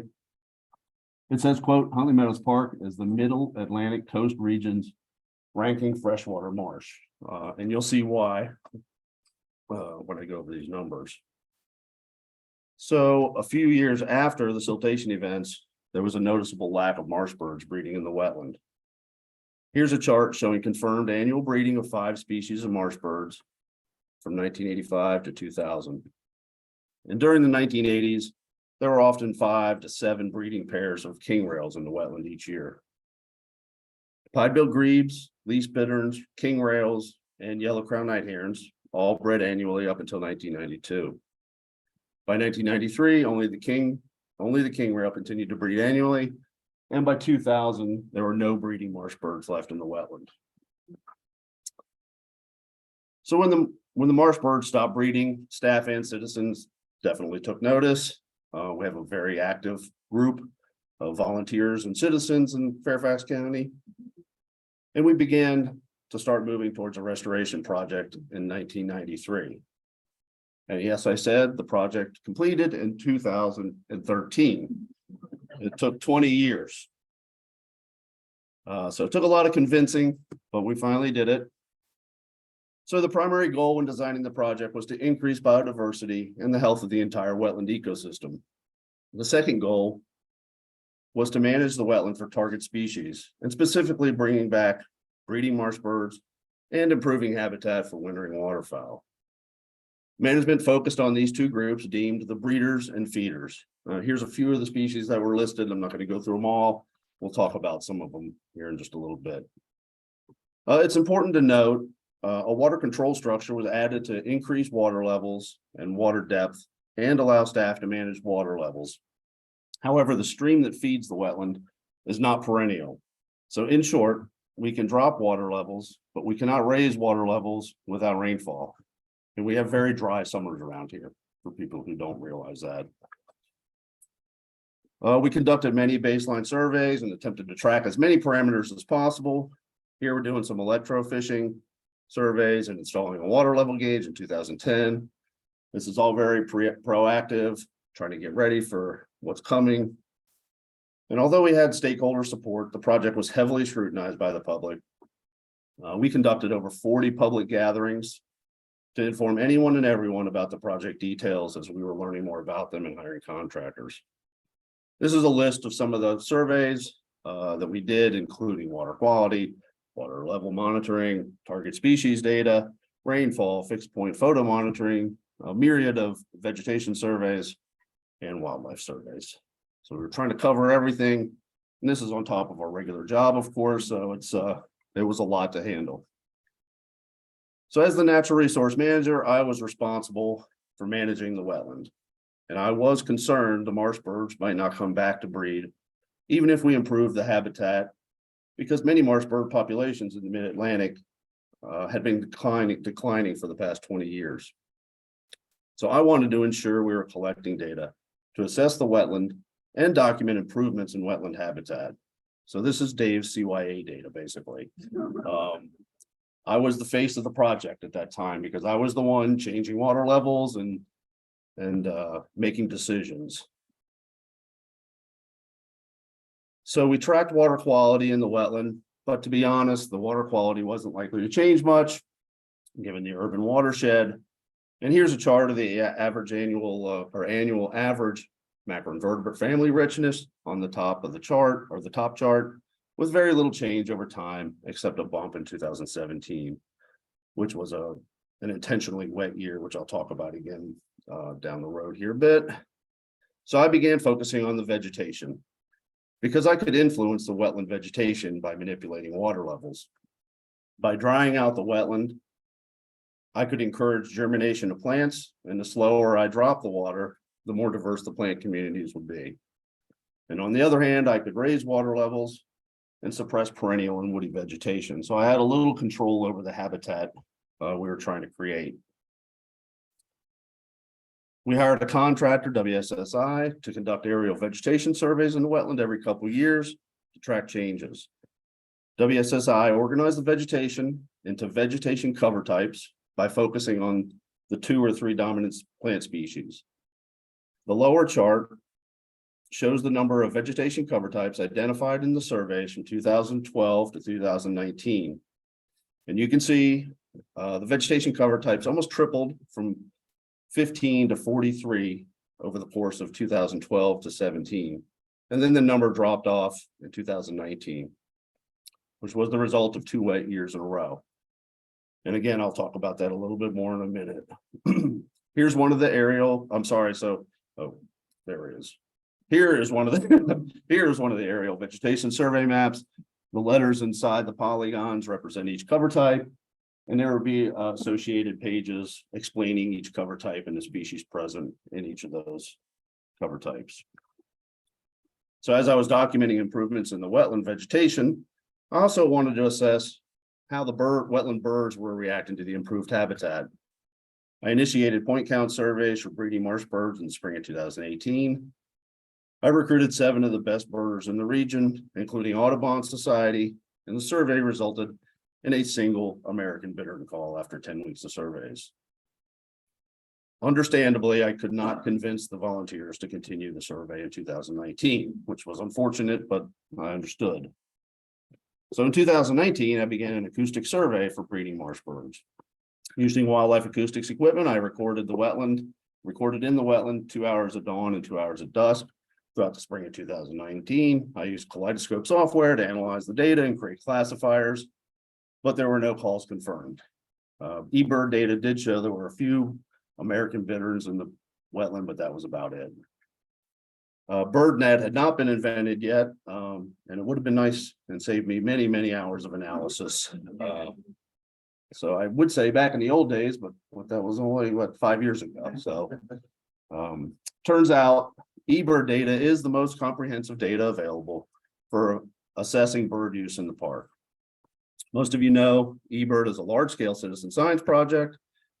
Citizens report bird data from anywhere in the world, and it is vetted and logged into into a geodatabase. And there are about 50 parameters of data that they can enter. But unfortunately, not all are included with each report, which can complicate analysis. So I analyzed 20 years of eBird data from Huntley Meadows Park from January 2003 to May of 2023 for 13 target species listed in the restoration project design.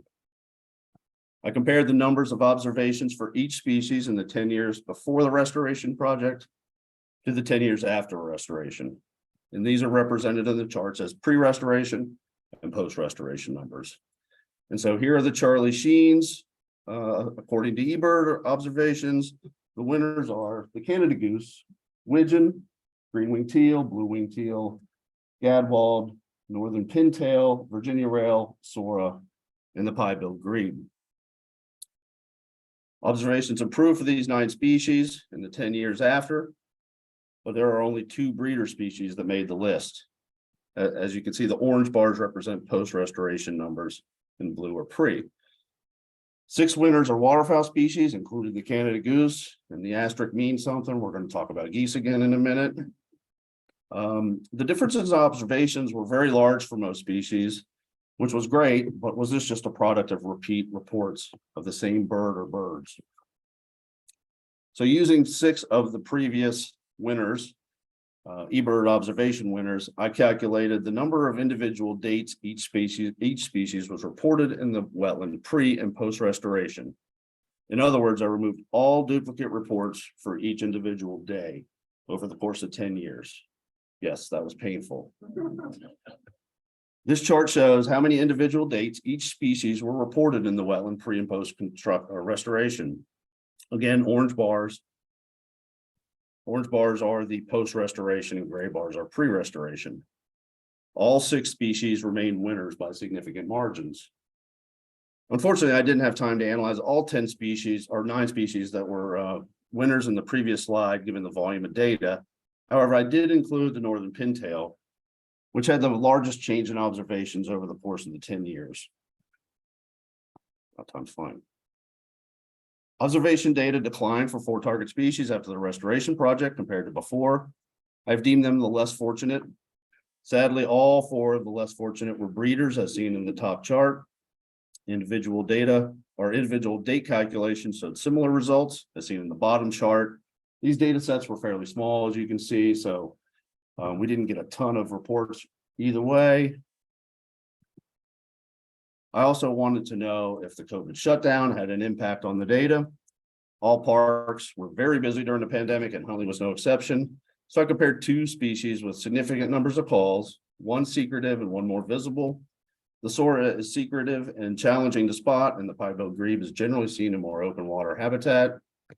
I calculated the annual number of observation and individual dates per year over the 20-year period to see if we detect an increase in reports during 2020. The pie-billed grebe did show a significant increase in observations in 2020 when compared to the 2-year moving average. This increase in observations did not last into 21 and 22. So the COVID bias seems to probably be the cause. However, there was an increase in the number of dates reported as well. The sora also showed a significant increase in observations in 2020, but it was sustained and lasted through 2021. And the individual date reports went up as well, significantly all 3 years. So there was probably a slight COVID bias in 2020, but it appears to be fairly minor. So we all know about geese and what they do to vegetation, especially in wetlands. So after 2018, there was a noticeable increase in the number of geese used in the wetland. In 2017, I implemented a high water regime to suppress woody vegetation and perennial vegetation. And lo and behold, Murphy's Law hit me. And in 2018, we had the wettest year on record in the whole region. And we could not keep water levels down. This ended up creating a lake effect. The 2 years the lake effect was inviting geese to feed and roost all year long in the wetland. So these pictures show a couple of exposures illustrating the impacts the geese were having on our vegetation, eating all grasses, sedges, and rushes, and they reduced our ability to establish quality wildlife habitat by eating all but just a few species. And you see 2 kind of extreme examples there where there's almost no vegetation, and this one's greener But if you look real close, there's lots of sedges and grasses and rushes in the fence, and there are none outside. It's basically all pennyworth. So how could we assess changes in the numbers of geese using the restoration or using the wetland pre and post restoration? There were 16,005 Canada goose observations in 2000 in the 20-year period. So to understand the changes in goose numbers before and after, I calculated all reports with a minimum of 100 geese before and after restoration. The results showed 6 times more observations of 100 geese or more were reported after the restoration project. So pretty significant numbers going from 245 to 1,484. So, and to put it in simpler terms, 24 a year or 148 a year. That's 50% of the days, pretty much. We had over 100 geese in the wetland. So to summarize, the positives, vegetation diversity and cover improved for the first 5 to 6 years. Increase in use of and sightings of 9 target species. King rails bred in the wetland in 2016. There were 3 species of marsh bird use increased. Virginia rail, Sora, and pot-bill grebe. Use increased for all species of migratory birds that were analyzed. And then negatives, vegetation diversity decreased after 2018. 4 breeding marsh birds did not increase use after the restoration, and geese like our wetland too much. So, and just one final note, to address water quality issues, we are currently right now designing a stream restoration project to try to improve water quality that's coming into the wetland and get clean water coming in instead of having the wetland do all the work. Thank you all for your time. Are there any questions?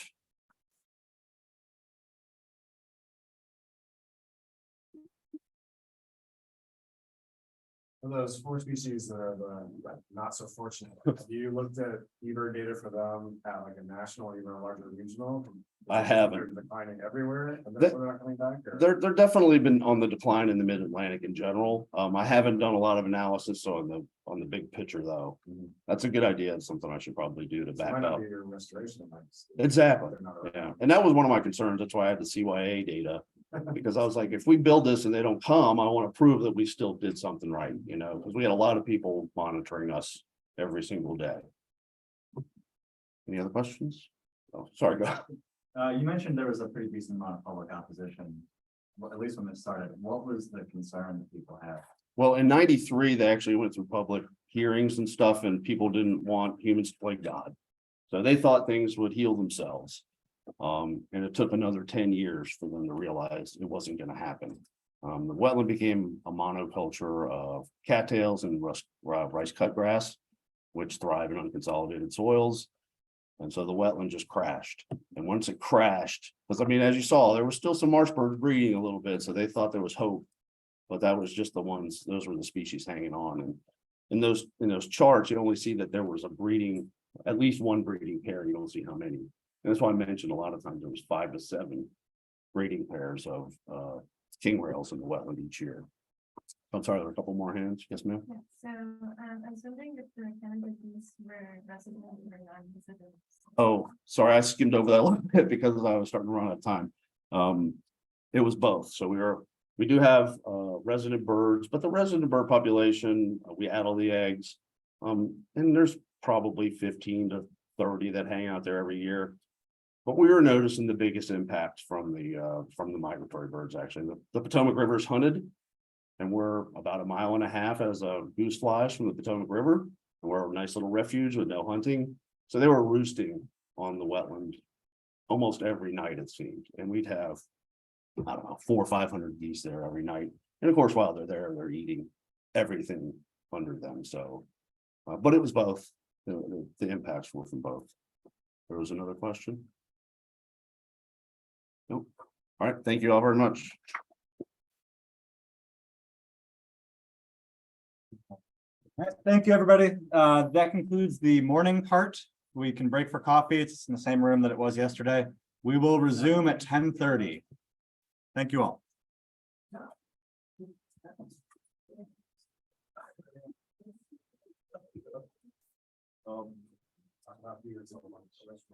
So dear.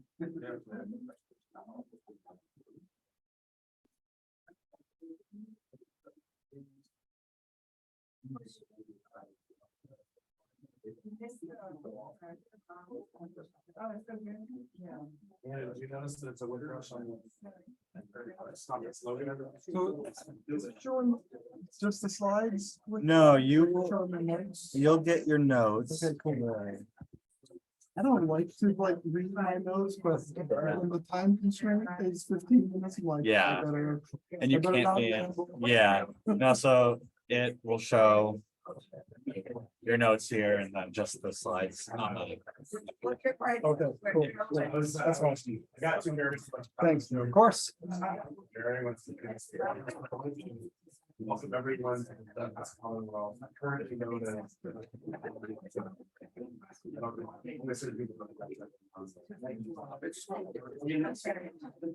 Yeah, but remember that posting action. I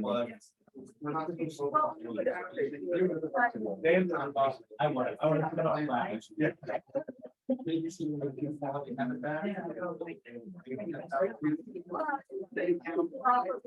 Yes, I have.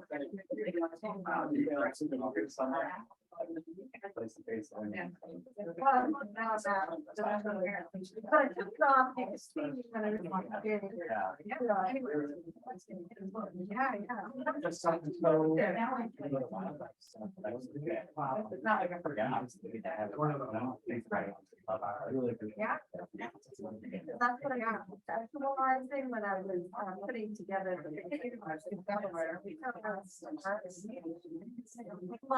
Yeah. Yeah. Structure. How is to be. Yeah. How is like whatever. What is that? Or, you know, tree function. So we don't have. Yeah. Yeah. You know, what makes it healthy, right? But I'm thinking of it. Yeah. I just realized that the Sayersville Island is. And. You know, it's my patient. And obviously.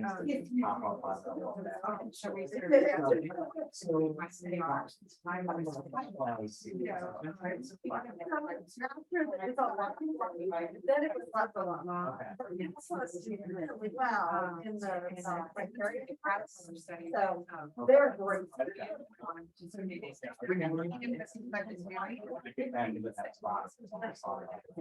And it's so cool. It's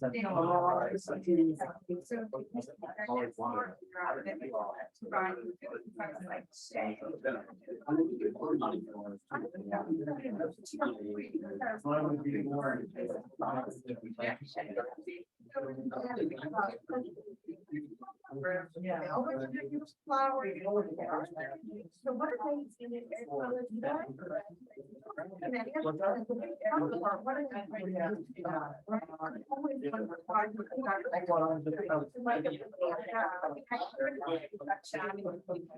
they?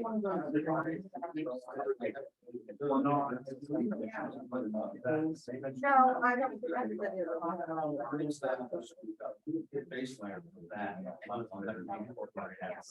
As a non-free person.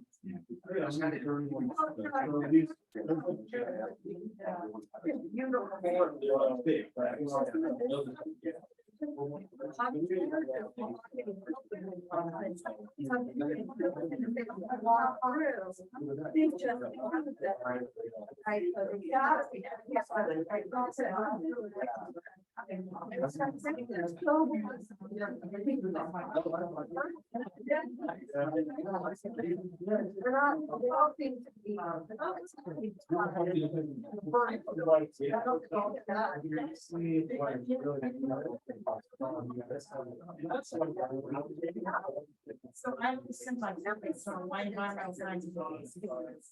I asked this. They're really hard seeds and not digesting any of it, but they were only eating seeds. Yeah. Yeah. Yeah, it's me. Yeah, we were getting anything. Also, the experience. Oh, yeah. Yeah, I'm actually doing next week. But yeah, I'm happy to do that. I love to, and that is the thing, right? Because I think I don't get lost in right now. Yeah, it's like looking at historically, I gave them a conservation restaurant. Need the fund. Find value in lots of different areas. You need to advise and how to incentivize. Hopefully the intent is going to incentivize and. Versus, hey, but now, it's like you have strategically, maybe. Yeah. Some sort of incentive. Great. Yes. Yeah, that would be great. Plug in, whatever you prefer. Do you have it on a flash drive? Yeah. Yeah, it's so. But you know, if residents of Branson move there on their, they get these little, bonuses and operate same thing, right? So I don't know, yeah, I would love to, not regardless, but yes, I would love to. I don't teach over the summer, so I'm around for the majority of the summer. I take it it's this one, Urban Wildlife Yeah. Conference. Yeah. Yeah. Yeah.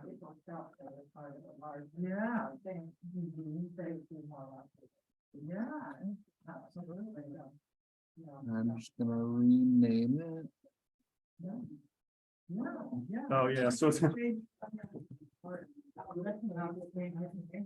Great, you are all set. All right, cool. Thank you, and it's great to meet you. Yeah, David. Nice to Dan. meet you too, It's a Dan. pleasure. Yep. Looking forward to hearing what you have to say. Cool. Yeah, mine's gonna be a little different Hey, than most of them, but difference good. yeah, we'll see. All right.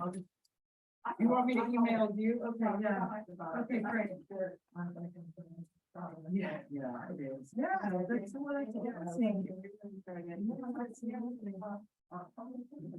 No. I asked him. Yeah.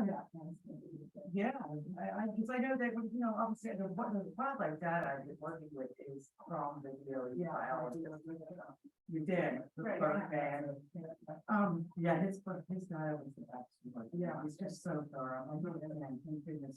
So they have a new, Lindsay? Yeah, so she's gone, right? She's in England now, and they just replaced her, so we actually had a meeting. I'm like, hey, listen, let's start fresh and let's talk about it, survey for the make sure it's like all consistent. They're great. So long story short, after that meeting, they wanted me to come back and talk to the broader audience, not just the wildlife. Yeah.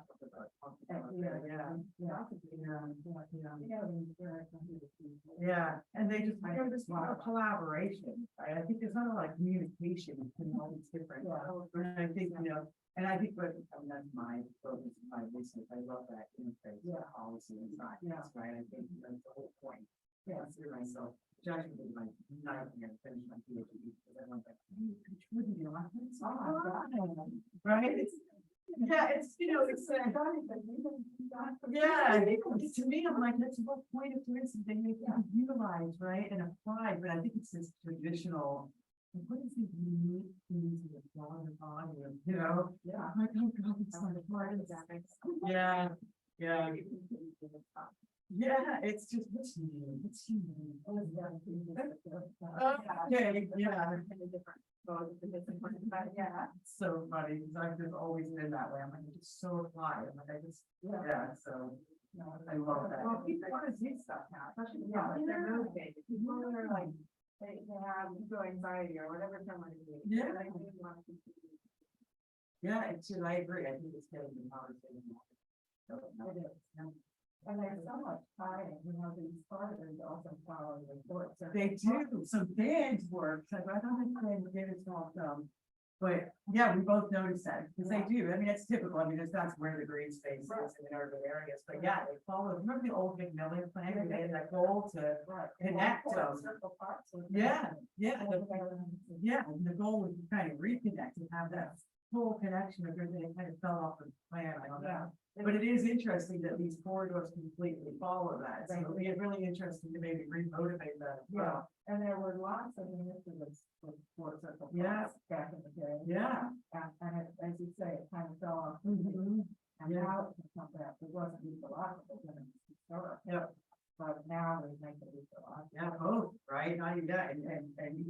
right, the cultural benefit, right, to have these kind of parks and connecting, so you could say, right? Oh, well, if you're gonna build I don't know, a new soccer field here, great, do that. But really line it with some trees as well, right, so that everybody benefits, so it'd be really. Yeah, that's the goal, that's my hope eventually. And my next hope is to move to Baltimore. Cause I feel, not literally, but I'm like, I feel like Baltimore needs some mapping and some. I don't know. Like, my next one. Yeah. Yeah, sorry. Yeah, thank you. I appreciate it. I'm flattered. I mean, yeah.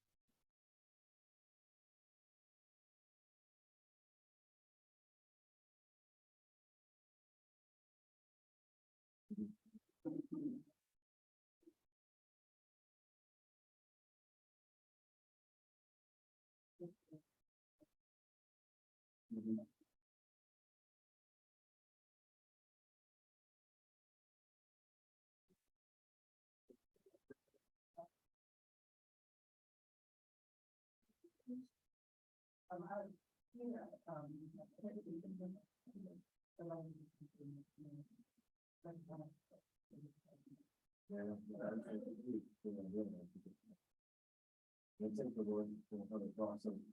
Now that. Yeah. One thing is that.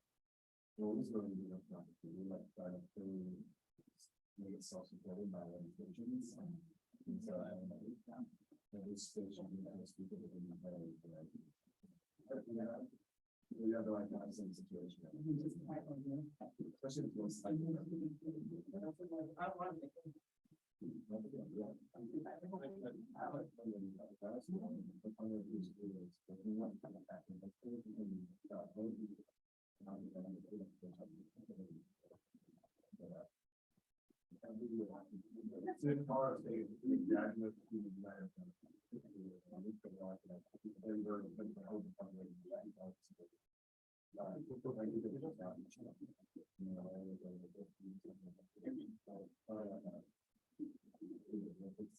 We got 2 minutes.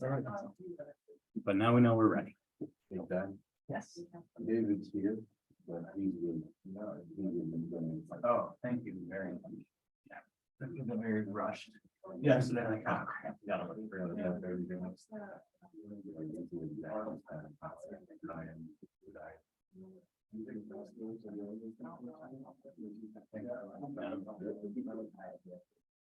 So 3 days in a row, you come into DC, you're on.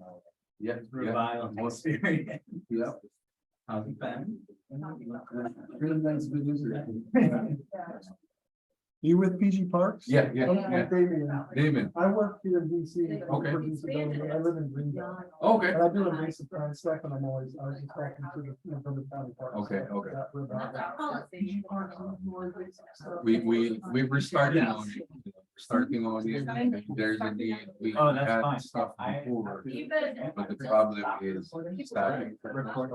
Yeah, like if Montgomery County, they have that. I think it's been actually accidentally recording since this morning. Yeah, I understand. I actually did that for one session before, so. On top of all the other interviews. Yeah, so we're still recording. So if you go to more, when you, I'm just gonna let you. oh, okay, so if you just hover I live in PG County. more, Be able to advocate. pause, Yeah, matter of Oh, because I mean, just make sure that this goes. Thank you so much. That's what they, maybe the arrangement with somebody else doesn't make. Is Natasha here? Okay, great. I don't wanna go. We're talking about those times that was. Welcome back, everybody. We're gonna start or resume our Capital Region specific symposium here. Our next talk is by Natasha Garcia Anderson and Damian Ossie. They're both from DC Department of Energy and Environment. So thank you both. Hey, everyone, I'm Damian Ossie. I'm just starting off to apologize for the punny title. I thought they were required requisite for these kind of talks. So Natasha's going to start us off and then I'll jump in a little bit later. Hi, everyone. So I'm Natasha Garcia Anderson, and I work for the Department of Energy and Environment. So I'm just going to start off kind of explaining who we are. So you're probably like, DC, how does that work? Yeah, so we're not a state, we're not a territory. We have some of the same perks as a state, but not same as a territory. Sometimes we're kind of in a weird spot. We're a city, state, kind of all wrapped in one. So DOEE is our state agency for basically for all our natural resource kind of stuff. And we are in the Division of Fisheries and Wildlife, and we kind of act like the State Department of Natural Resources for the agency. So as part of this, we're broken into several different branches. We have a fisheries management branch that does research and management of sport fish restoration projects and aquatic habitat restorations. We also have our wildlife management branch that provides aquatic resource education to DC students. We have a small aquarium over in Anacostia Park. And they also take kids fishing every year. And then we also have wildlife protection wrapped into there. That includes our wildlife control licensing, our wildlife rehab licensing. And then for funsies, we threw apiculture in there because it really didn't fit anywhere else since we don't have a Department of Ag. So we do require all hives to be registered in the district. So we also have our wildlife action plan, which is very similar to the other states. We do get funding for that as well. So we manage our invasives and we liaison with partners to restore habitats and implement our state wildlife action plan. So in a lot of ways we act as both the city and the state, and we do a lot of the functions that the state does. So the state wildlife action plan. So we wrote and implemented the state wildlife action plan to conserve and restore non-game wildlife. It includes rate and prioritized list of rare and declining species, location and condition of the critical habitats, a prioritized list of threats to wildlife and their habitats, and prioritized list of conservation actions that we're taking to address the threats. That's what's in our state wildlife action plan. So this is just like a map of the land use of the district and the vegetative communities that we used in our wildlife action plan. We focused on the natural protected areas, but most So what, even though you see this is a whole lot of urbanized area, even though it's highly urbanized, a lot of the lighter areas, there's lots of natural areas for wildlife to be in. So with that, oh, I'm sorry, also different habitats in the area. A lot of our lands are National Park Service lands. So you can see different types of plant communities in Rock Creek Park and the National Arboretum, Kenilworth Aquatic Gardens. But Kingman Island, that's what we're going to be talking about today. That forest was categorized as the Salmon Natural Forest and invaded shrublands. That was basically bush honeysuckle island. So what we're doing is change that with a multi-year restoration project, and that's what we'll be talking about today. So like I said, most of the areas in the district, the large tracts of land are National Park Service land, but Kingman is owned by the district and managed by the district. Oh, it's a part of this slide. So like I was saying, sorry, Kingman Island is owned by DC and administered by DOEE. As a public park, it gets a lot of visitors, about 80,000 visitors a year. It's not accessible by cars, so everyone has to walk on the island. So these are all people coming in on foot. And it's managed by an organization called Living Classrooms, which hosts educational and outdoor education for students and maintains the minimal infrastructure. So I'll hand it over to Damien now. All right. So in 2016, the DC Council funded a feasibility study for outdoor classrooms and other infrastructure on the islands. And in 2018, the mayor declared Kingman a conservation area and provided funding to implement that study. We were able to tie a little bit of ecological restoration funding to the project. And we're working with a company called RES and with a guy named Matt Sarver from Sarver Ecological. He has his own little company to perform an ecological assessment, or ecological restoration, and then they're also going to give us a long-range plan for the islands. So this is just like what they had planned. And we're trying to make sure that the ecological restoration takes the forefront. I wanted to give a little brief history of the island. So these two maps are kind of squished together. One is from 1891, one is from 1922. They're dredge material islands that were built by the Army Corps of Engineers. That's why Corps was in quotes in the title, starting in 1916. In the late 1800s, the Anacostia River had 2,000 acres of freshwater tidal wetlands that they called malarial flats. And the Corps began dredging and channelizing the river in 1903. And by 1922, as you can see on the right here, by 1922, Kingman and Heritage Islands, so this is Kingman, actually will eventually extend up north. This one is Heritage Island, so DC owns Kingman and Heritage. RFK Stadium would be built there. They were being filled in. And on these maps, the road that you can see going across is Benning Road, which we can use to orient ourselves on some other maps because they're all kind of in different orientations. By 1931, the northern part of Kingman Island was impounded and began being filled in. Kingman had already been filled, but it was still at a very low elevation. And it was used as garden plots during the Great Depression and through World War II. Heritage Island down here was never really fully filled in, so it was impounded. And the current plant community reflects the fact that it was not full with dredge material. Not much happened on Kingman Island until the early 1970s when there was a plan to make a bicentennial park called National Children's Island. That plan was started and then abandoned, but many of the landforms on the island that are there now are the result of that plan. So note in particular the soccer field on the left and the two large mounds here on what is the north end. There are other starts and stops in the 1990s, but the island sat fallow until it was transferred from the National Park Service to DC. And that was transferred with the contingency that it would remain undeveloped, mostly so that it was ensured that it wouldn't become another parking lot for RFK Stadium. And now we're finally implementing the funded restoration that I mentioned earlier. So some of the existing habitats on Kingman, here's what the island looks like now. There are extensive honeysuckle forests under cottonwoods, silver maples, black locust, and slippery elm for the most part.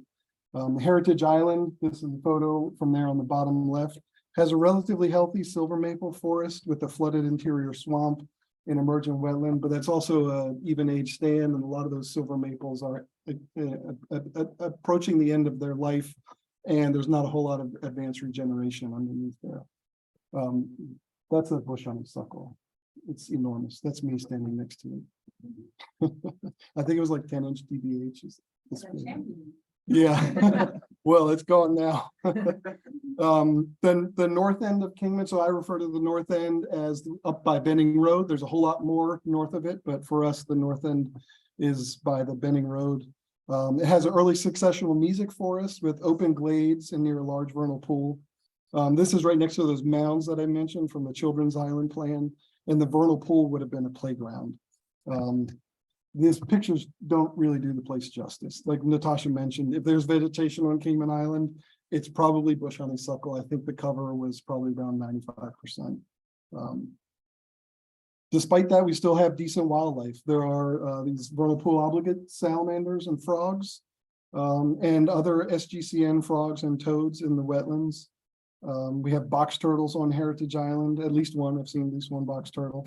Muskrats and beavers in Kingman Island. These are all species of greatest conservation need in the district. So they might be common where you are, but these are species that we're concerned about in our urban setting.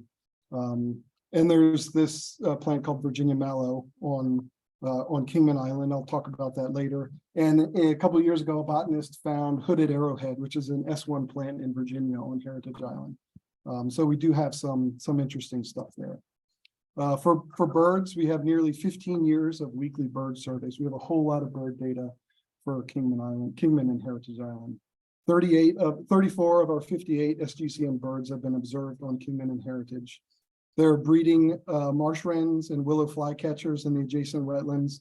And then we attribute some of the drops that you see for the waterfowl. It's most likely that we started managing geese in partnership with the National Park Service.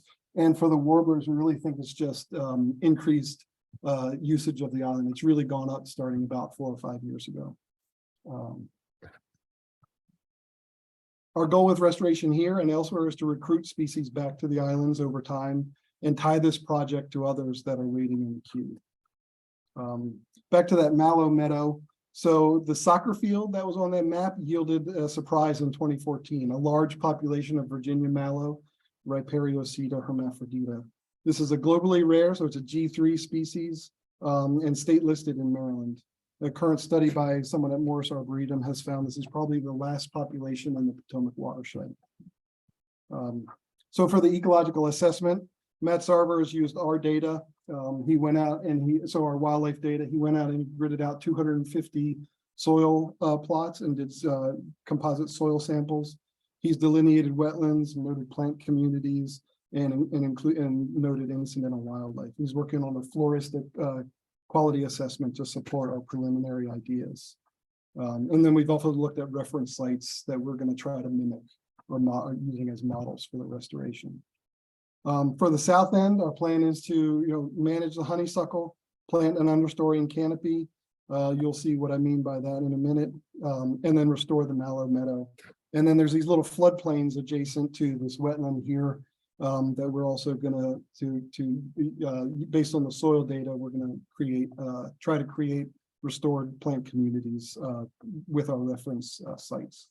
So here's after we've gone in with the masticator or forestry mower, we've gotten rid of most of the understory, and it was all bush honeysuckle, and there's really not a really closed canopy. So our goal is to based on the soil sampling, the southern end, we're going to fill in with species that are base-loving rural species. So species that are accustomed to siltier soils, basic soils. So things like silver maple, box elder, American elm, and cottonwood. And then on these little floodplain benches like this, also they were full of bush honeysuckle. Stuff grows everywhere except for where there's water present. we're gonna mimic a forest like this. So this is a American sycamore and forest that we're trying to get bluebells, which are not very common here anymore, at least in the lower Anacostia, and ragwort, and trying to replace the lesser celandine that is pretty common in the lower Anacostia River. For the mallow area, we're going to manage invasives and then try to plant natives that are going to be non-competitive with the mallow. So we're going to try to maintain this and then expand, collect seeds and actually try to expand this population into other parts of the Anacostia watershed. For the north end, we discovered a network of vernal pools and small wetlands that are hydrologically connected. So we're working on a plan to physically connect and expand those areas. The existing successional mesic forest and the open glades near the vernal pools, they're going to be the model for the rest of the area up there. So that includes up here, there's wetter soils, they're sandier, but they're also wetter. I think that's because there's these really hard clay layers underneath, but they're still basic. So we can supplement the locust and the cedar and the elm that are there with things like post hackberry and pin oak and some willow oak. We're also going to try to plant some more red cedar around these wetlands. There's a bunch there already. We really want to try to attract saw-whet owls, which are one of our SGCN species. And then lastly, we may try to mimic this upland depression swamp in some areas, this one here, because we have these really basic soils. So there's these calcareous hard pans that we might be able to mimic. And that's a G2 plant community that we could mimic. And then zooming out, I think Natasha's going to take these. Okay, so zooming out, you can see the Kingman in the context of other projects. We're currently designing wetlands and SAV restorations in Kingman Lake, enhancements to the existing wetlands and the river. We also have a planning grant from FEMA. To recreate 20 acres of the wetlands in Kenilworth landfill area, and we hope to enhance the grasslands and scrub in the area. It's the only site large enough for nesting grasshopper sparrows, woodcocks, and few other grassland species. So we got a lot of plans in the near future. And this is like all the critters we find, like, people always joke, like, what do you see in DC? Like rats and pigeons, haha. No, there's lots of things out there, people. So yeah, these are all the different kind of little critters we find around. So I think that's it.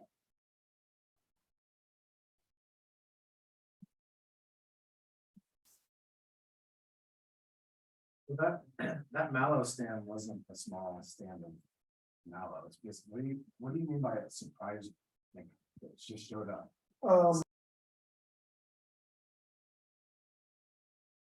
Thank you. Good morning, everybody. My name is Paul Abalera. I'm a park ranger for Prince George's County Department of Parks and Recreation. And we are part of the Maryland National Capital Park and Planning Commission. It's a bi-county agency. It's weird if people try to ask us, are you state, are you county? We're both pretty much.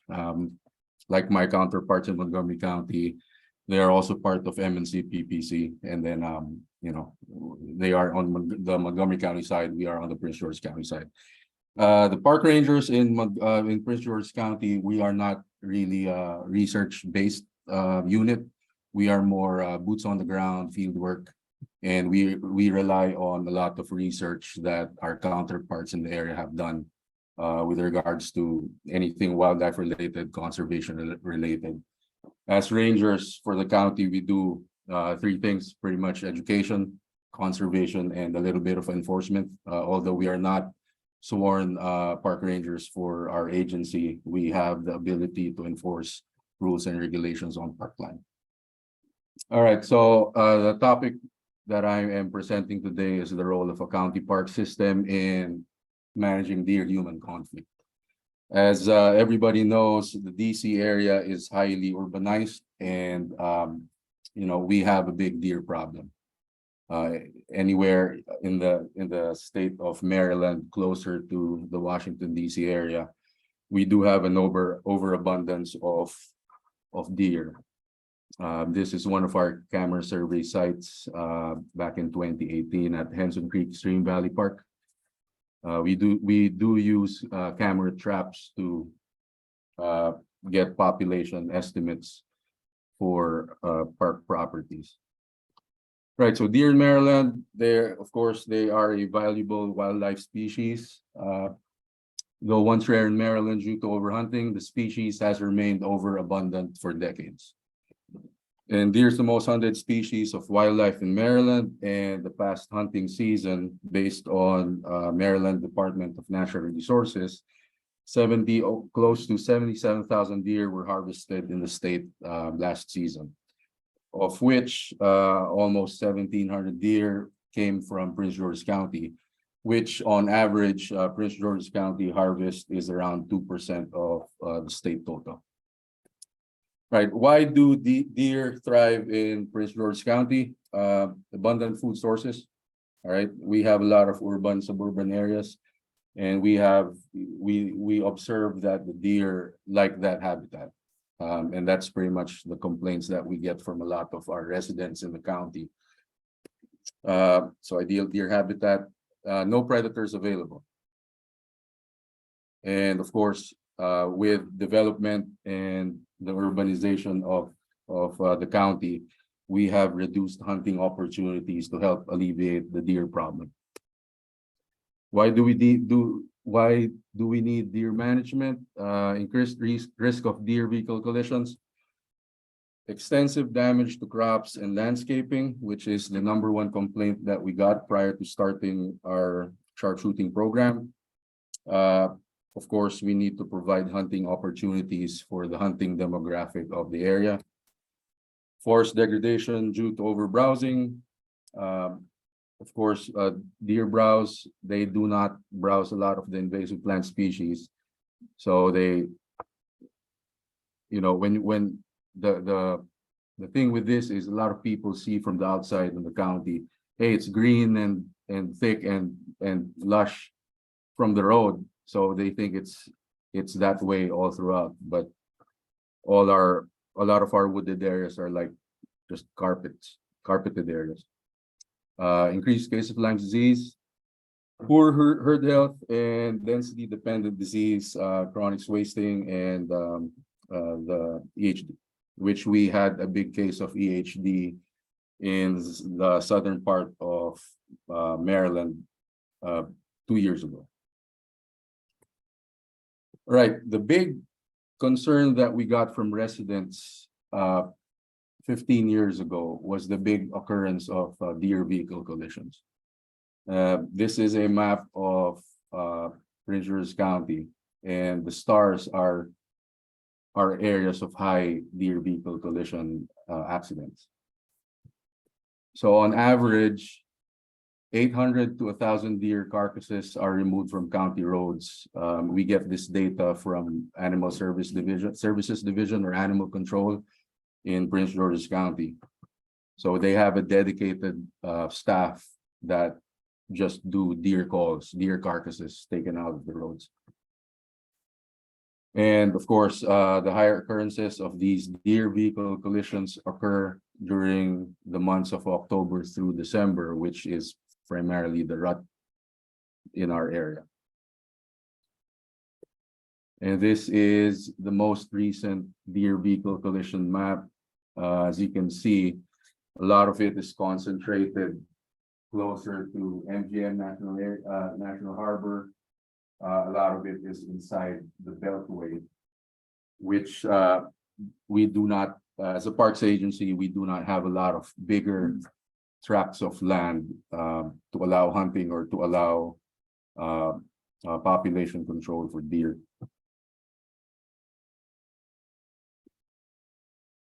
And this is a close-up of one of our areas that we operate deer sharpshooting. As you can see, it is a stream valley park, and the narrowness of the trail of the park makes it hard for us to accurately get a good number of the deer population and accurately remove a significant amount based on our operation plans.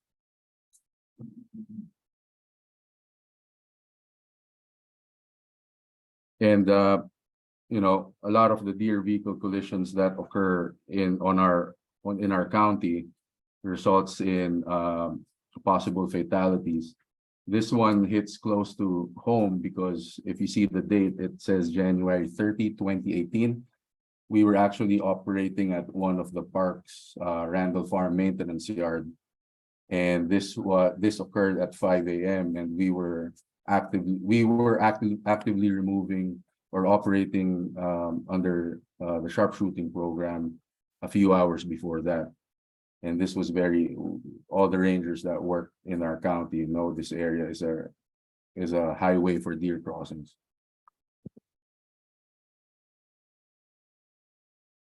Right, deer management goals. So the state of Maryland had a 15-year white-tailed deer management plan that they conceptualized with all the stakeholders in the state back in 2020, and this is going to be reviewed again closer to 2034. And they have 4 pillars of what the plan entails. First is the population, which is to generally lessen or increase deer numbers. And then the recreation part is to provide avenues for non-hunters and hunters to enjoy deer. And then for education, increase citizen awareness on deer. When they did the survey, a lot of the residents of the state a lot of them were not aware of deer management efforts or deer basic information for deer in the state. So the state decided that they have to increase citizen awareness on deer. And for damage, identify the source, assess and address deer-human conflicts and environmental issues. So since Prince George's County is a stakeholder for deer in the state of Maryland, we also follow the pillars or the standards that they have set forth for their deer management plan. For population, so the park ranger unit identifies parkland that have deer population issues, whether it be an abundance of deer that a lot of our residents complain about or have issues with, or if a lot of our residents say, hey, I've seen deer in the past years, I'm not seeing deer anymore. What's the issue? All right. For population, conduct sharpshooting operations at sensitive areas, meaning these are the areas that we cannot open up and not feasible for hunting, recreational hunting. And for recreation, we are proud that in Southern Maryland, we are one of the counties that have a lot of cooperative wildlife management areas that we open up for recreational deer hunting. And conduct managed hunt at semi-sensitive areas. For education, provide deer-related information for county residents and basically conduct Deer 101 for school and community groups. Like I said, we are not big on research. We are starting to think that way, and we'll be researching deer impact with population surveys and deer exposures. And for the damage, we'll address deer damage at parks on a case-by-case basis. And a lot of the residents ask us, hey, how can we alleviate deer damage? So it's basically just giving advice to homeowners on what to do for deer issues, and basically telling the homeowners, you're basically on your own. So deer management efforts. So the early 1980s, we started bow hunting. During the 80s, it was unheard of for park agencies to open up properties for hunting. We did have managed firearms hunting at one of our properties, and like I mentioned, CWMAs, we have recreational deer hunting at all these sites. Throughout the years, we've opened them up. And of course, the Park Police Bay Sharpshooting Program, we now have 16 sites out of the 3 that we started with. And the venison is donated to local food banks and churches. And this was especially helpful during the time, during COVID. Right, deer harvest sharpshooting program, we harvested almost 1,700 deer since 2015. This is one of our sites that we've had operations for a long time. As you can see, we do have deer densities, and then that's the harvest. That's another one. That's the one that the other map that I showed you, Henson Creek Stream Valley Park. And another trail camera bait site. And this one letter that we always get, dear my neighbor, getting out of control. All vegetation is practically gone. I'm afraid pretty soon we will be overrun with deer and deer ticks. What can I do? Right, browse line, everybody knows about that. And then that's just me and my daughter hunting. So it's important to include youth with that. So any questions?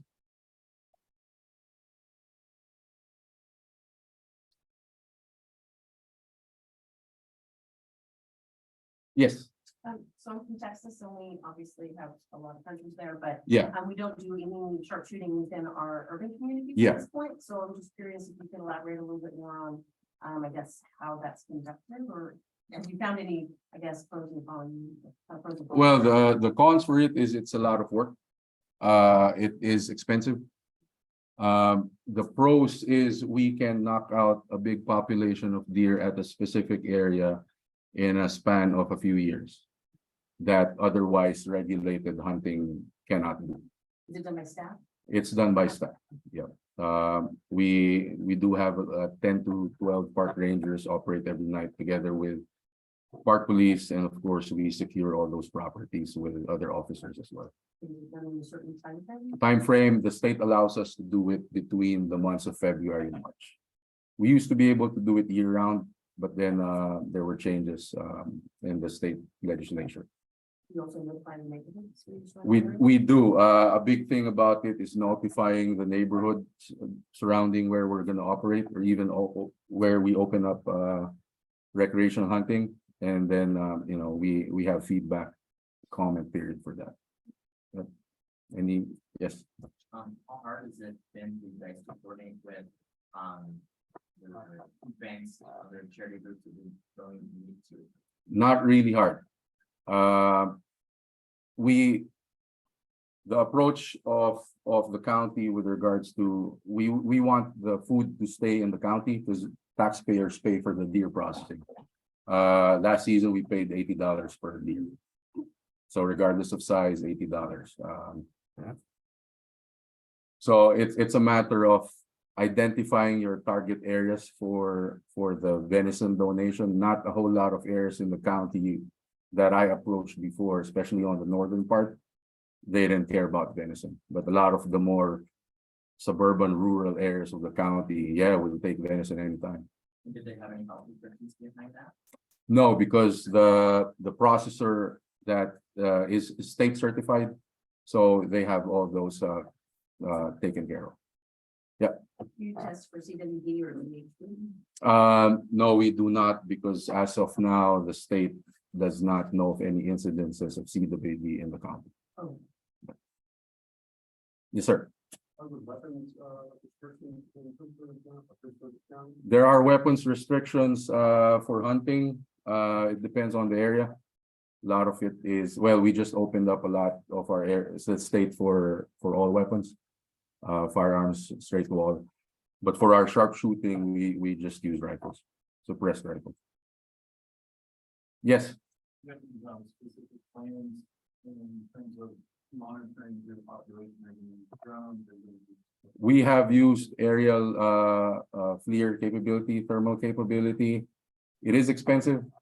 Right now, we are on boots on the ground for camera surveys. We pretty much do that every year, depending on how much data we have collected so far. Yep. Just go back to the coach. How many sharpshoots might you have in the city? How many? How many We usually do 14 to 16 nights per year. The lady in the back. A lot of We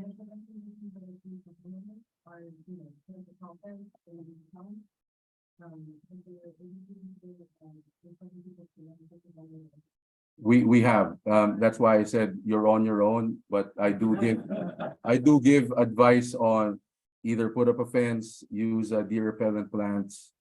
And all those repellents. I tell the residents, hey, I would really like to help you, but my hands are tied pretty much with what I can do on parkland beside where you live. So, yep. You said that, doing this couple of years helps to reduce the herd. And then do you kind of move on to another park, or what's the time frame, I guess, when you start seeing an increase? So if we've seen a decrease on the population surveys, we cut back on the number of nights we approach that property. Or we ask a few tags per year. See, we're not here to kill everything pretty much or take everything out. We just want to put it down to manageable levels. Yep. Got time for one more question? Yeah.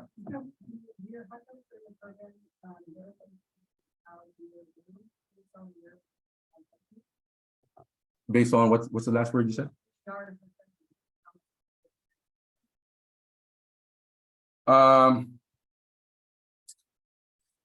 See, whenever I say to residents, hey, put up a fence, they say, nope, that's not gonna happen. So we don't see a whole lot of that going on. We do have a lot of areas, especially inside the Beltway. We have these patches of woods behind houses that are pretty much corridors, so they see deer left and right every time. Thank you very much. All right, thank you.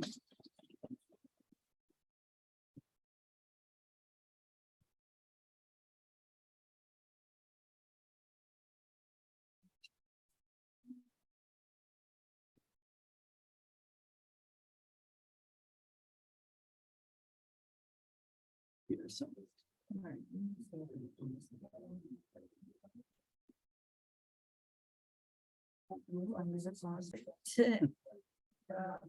right, so. Oh, wait, I need to do this. There we go. All right, yeah, arrows for space. Our next speaker comes from Montgomery County Parks, and it is David Peterson. All right, thank you. This talk will be more along the lines of not so much of the nuts and bolts of programming, but more the how we got to where we're at and a narrative kind of timeline, I guess you could say. So pardon my voice, I'm nursing a nice cold here, so I'll do my best. But anyhow, I'm going to look at really almost 3 decades of work in a county park system and the development of a wildlife management program therein, and keying in on not so much of the innovation that was done. We hear a lot about innovation at this conference, but what we've begged, borrowed, and stolen from others, and how we've used that and utilized that within our program. Real briefly, if you heard Guy Messler's talk on the Bird Community Index, that was one of the more innovative things that our agencies worked on. So I don't want to give the impression that we don't do any innovation within our department. So by now you should know whereabouts we're at. Paulo in the last talk is down here in Prince George's County. I'm up here in Montgomery County. As he mentioned, we're a bi-county agency, kind of funky, but almost 100 years old this agency is. And just distinctively or administratively, our departments are separate between the 2 counties. So there is some interplay of information and interaction. I'll get into that a little bit more later. But up in Montgomery County, we manage roughly 37,000 acres. And the majority of that is, or all of it is these dark, what stream valley parks, some larger tracts of land up in the northern part of the county. And we do experience, as you can imagine, this urban to rural gradient as you get out closer to the northern end of the park or end of the county. So if you've been to any of the recent deer talks, this is going to be review. So I'll go through it briefly for the benefit of those who may not have been. So deer were essentially very rare at the turn of the last century, and for the majority of the first half of the century until reintroduction, and became more common in the 70s. Land use practices started to change, a lot more suburbanization, and you have the perfect storm of that limited hunting and the continued breeding of deer. And by the late 1980s in Montgomery County, you had an overpopulation problem. And the complaints are typical of what you've seen probably in other presentations: damage to homeowners' properties, agricultural land, public safety implications of deer vehicle collisions, Lyme disease, the health of the forested environment itself, and then of course the health of deer and deer herd. So late 1980s, by the early 1990s, the county leadership was under a lot of pressure to do something about it. So like any good government agency, they set up a task force. So this task force was made up of citizens and citizens and agencies, as well as stakeholder group representatives from the county. And their job was to study the problem, quantify some things, as well as make recommendations for solutions. They did that in about 8 months' time. And out of this grew the Deer Management Work Group, which was made up of multiple agencies that had a stake in the county. And the Department of Parks, Montgomery Parks, as the largest landholding agency in the county, was tapped as the lead agency for this work group. They came up with a comprehensive management plan for the county. Now, mind you, this is the early mid-90s. I think there's another presentation yesterday that was describing how many states, the variety of states that you find throughout the country, and which states have management plans, which don't, in terms of deer. And so this is a county management plan that was put together.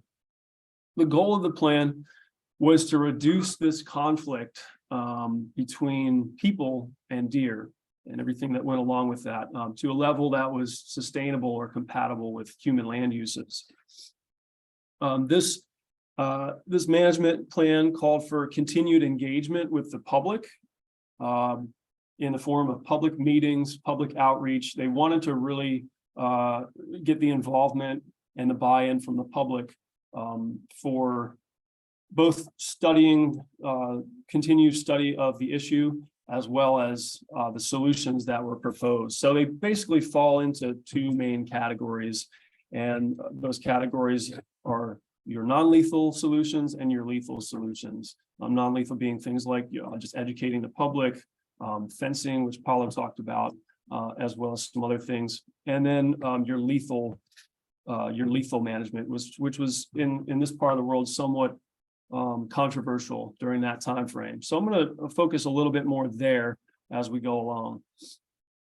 So I've kind of broken down this timeline into more or less arbitrary groups. So the early years of this timeline were characterized by like just getting things up and running, getting things going. There was not a lot of county level active management of deer going on at that time. Paulo did mention some that was going on over in Prince George's County through the cooperative wildlife management areas. We only have one of those in Montgomery County, but the majority of all the rest of our property was really restrictive when it came to hunting. So park staff had to determine, okay, how are we going to address this issue and what are we going to use? So hunting was the go-to tool. Fortunately, the Department of Natural Resources for the state was already running managed hunts in various parts of the state.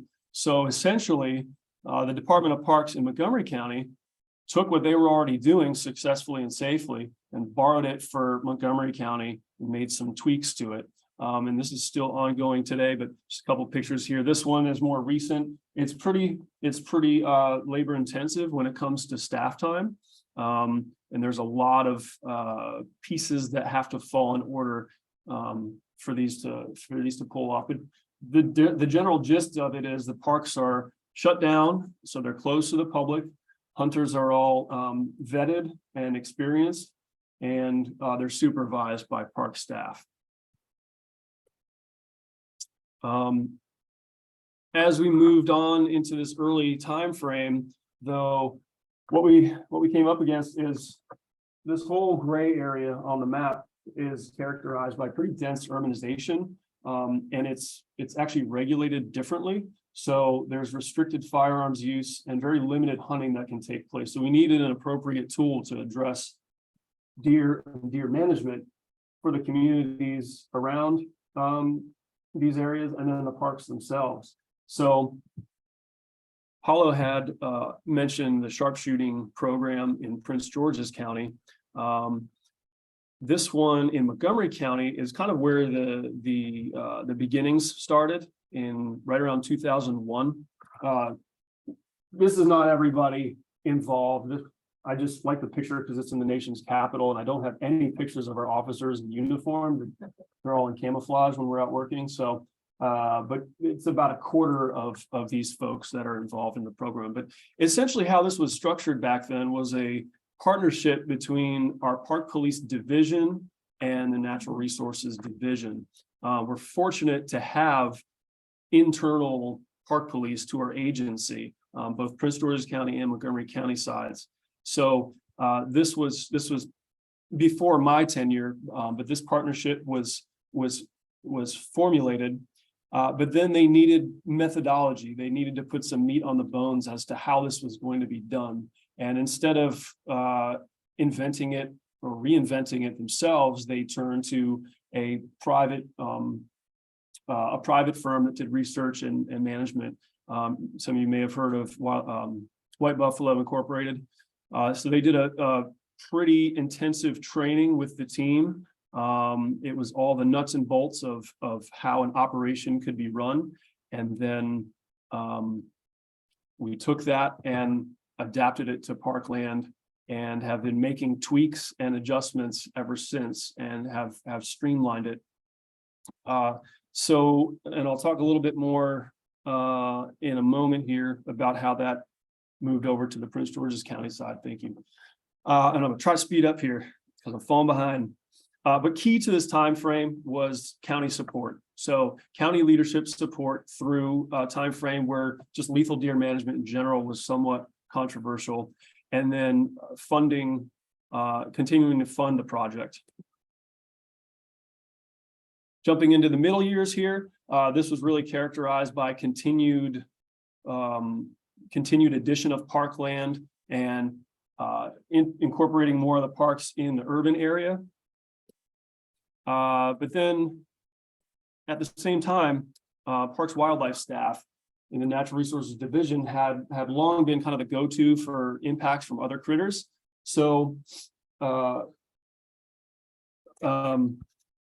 they had the expertise, but really didn't have any, like management plans, or I guess what I'm trying to say, it was rather ad hoc and reactive. But with the addition of funding through the deer program, and then also some more staff that came on board, this is a time frame when I came on board, we were able to then develop protocols and procedures for the management of other critters as well. Again, largely borrowed from other agencies and private entities. We weren't reinventing the wheel here, but that allowed us to work directly with park managers to come up with solutions that were more comprehensive. And so we also began to use GIS in order to track and interpret our work spatially, which helped a lot. This was also the time frame when Prince George's County began their sharpshooting operation. A little bit of backstory on that. We had a previous coworker who worked with us for a couple of years and learned everything we did on the Montgomery County side. He got a job with the Ranger program in Prince George's County and set to work. One of his major tasks was to get deer management up and running in the more urban areas of Prince George's County. And he did just that. He didn't need to go and study the problem again and go through the 3-year period of getting everything aligned. He had the solutions already because it's virtually identical in Montgomery County. And he just borrowed that and brought it over to Prince George's County. A little more complicated than that, but that's the basic gist of it. So in more recent years, we came up against limitations to what could be done with sharpshooting in the urban area and elsewhere. And we had always toyed around with the idea of what we could do with archery, and decided to look at what others were doing. Whoops, that's not yet. So if you stay for the next talk, you'll get the nuts and bolts of how that's done. But just across the Potomac River in Fairfax County, Virginia, they have a very robust and successful bow hunting program, whereby they can get into some of these more urbanized parks. It's less impactful to parks. Parks do not have to close down, and it's very effective over a period of several months. So we consulted with them and borrowed what they did, brought it to Montgomery County, and have been using it successful for about 8 years now. And then I've just wanted to end with this one project that was somewhat innovative, but also very much borrowed. We had a former coworker, and this is just an advertisement we used for a project where we were capturing fawns to try to get some spatial information in the county. And a former coworker had a summer job where he was assisting a graduate student, and they were capturing and collaring fawns. Now, we didn't have the resources or the expertise to do that in Montgomery County, but what we did do is set up a basic mark recapture study whereby we were alerted from park users and folks around the agency. If they found a fawn, give us a call. We'd go out, take some basic measurements, give it a set of earrings, and we get a general idea of where it was born. And then later on, if that deer was seen, we could get a data point as to how far it had moved from its natal area, or a mortality event, or what have you. But again, this was largely, had we not been privy to what this group of researchers was doing, we would have done, and some of you may have done these laborious ground searches to try to locate a fawn. They're not terribly productive, but when we borrowed this idea of putting it out there to the public, we got a lot of phone calls, and we did that for 5 years. It's beyond my scope to really get into the details of that, but certainly willing to speak with you afterwards if you're more interested in it. So just to close, I'll say with over 2 decades of experience and development in the deer and wildlife management program in Montgomery County, we've achieved as much or more potentially from borrowing and adapting ideas as we have through innovation. So, and that's part of the reason why I love these conferences, is that we, get to rub shoulders with you all who are more involved with research and get inspired and get ideas and maybe steal some of your things too. So if I have any time, I can take some questions.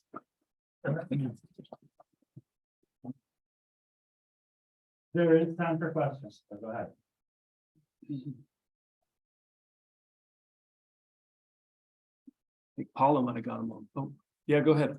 I'm just curious what your opinion is, that you started your deer program 30 years ago, and the world is different now. Mm-hmm. In that short time. What do you guys think we're able to start from scratch today? Doing what you're doing with deer, like Do it the same? I think in large part, yeah. Oh, would we be able to do it? Well, that's interesting because yes, the world has changed. But in our experience in Montgomery County, in terms of lethal management, it's become more normalized for people. And I think maybe in large part because it's been there without issue for a long time now. So if you were to say, start this someplace where lethal management had not occurred yet, it could be a different story. But with the right messaging, the support of leadership of whatever agency and local government, with that support, a lot can get done. You have a question? It was along the same lines. Okay. Have people push back. I'm also curious, did you get a lot of people responding to the fawn reporting project? Yeah, we're still, we wrapped that project up last year and we're getting calls this year. So, because right now is like, just kind of on the tail end of the prime fawning season. Yeah, Are your archery hunts also on just the city and county parks? just county parks. Yeah, so what I didn't mention was within Montgomery County, we have Rockville City. They have their own ordinances, and then also the city of Gaithersburg. So, and the city of Silver Spring. So you're not in cities. Well, City parks. not city parks, but they are very urbanized and, very similar to some of that green space that you see in Silver Spring and Rockville. Do you have a question? Yeah. No, well, one thing I'm getting excited about from this symposium is how much data all of you all have. Yeah, I didn't get into any of that. And we have, more than 2 decades worth, and we're starting to tap that. Guy Metzler is heading that up with our group. Yeah, so my question was with that fawn project, are you all picking up those fawns again on like Guy and Ryan's cameras? Yep. Yep, cameras, University of Maryland's cameras, citizens are calling in with them. We've seen where they've unfortunately gotten hit by cars. We've had hunters take them, our sharpshooters. So it's kind of from a variety of places. So we have it all, spatially in GIS. It could be a whole talk on its own, but it really hasn't been analyzed either. So a lot of potential like spatial, not spatial, but market site models that we don't have to get better population estimates. Yeah, I think in 5 years, we had tagged somewhere around 100, but I couldn't tell you offhand how many recaptures we had or resites. Looking back on the question about people's reactions to the legal control measures, right away when you started the legal control measures, did you have a little bit of kickback from people, and as the years progressed, had that pushback died down and people started to get acclimated? Yeah. My understanding was there was quite a bit early on with the managed firearms hunts. Although they were in more rural part of the county, it was kind of not in my county. So there was some significant pushback, but they were prepared for that as well. And really had, in terms of metrics, like the majority of people in the county did support it. They're just very vocal folks that did not. Yeah. I think we answered it, but for clarity again, if you're about to the firearm sharpshooting. Hunts. Yeah, so hunts, we have hunts and then sharpshooting, which is not hunting. Yes, right. Yeah. So the sharpshooting occurrences were only in the county, right? Only in county parks, Okay, correct. not in urban parks. Yeah, well, they were in urban parks, but there's just logistical. Limits is what I'm asking. I think within Silver Spring, Okay. we have some that are within the city limits of Silver Spring, Bethesda. In the Yeah. district, it's handled by the federal government, not our agency. Okay. All right. Thank you.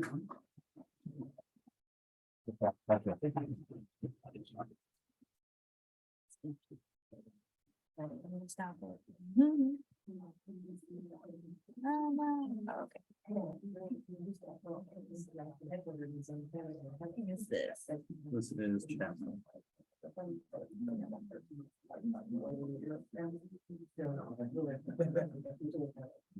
Right, we're doing a great job. Thank you. Sure. Maybe, I don't know. If you want to small.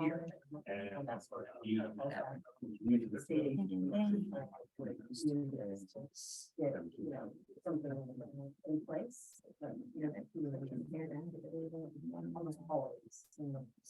It'll be the right and left arrows.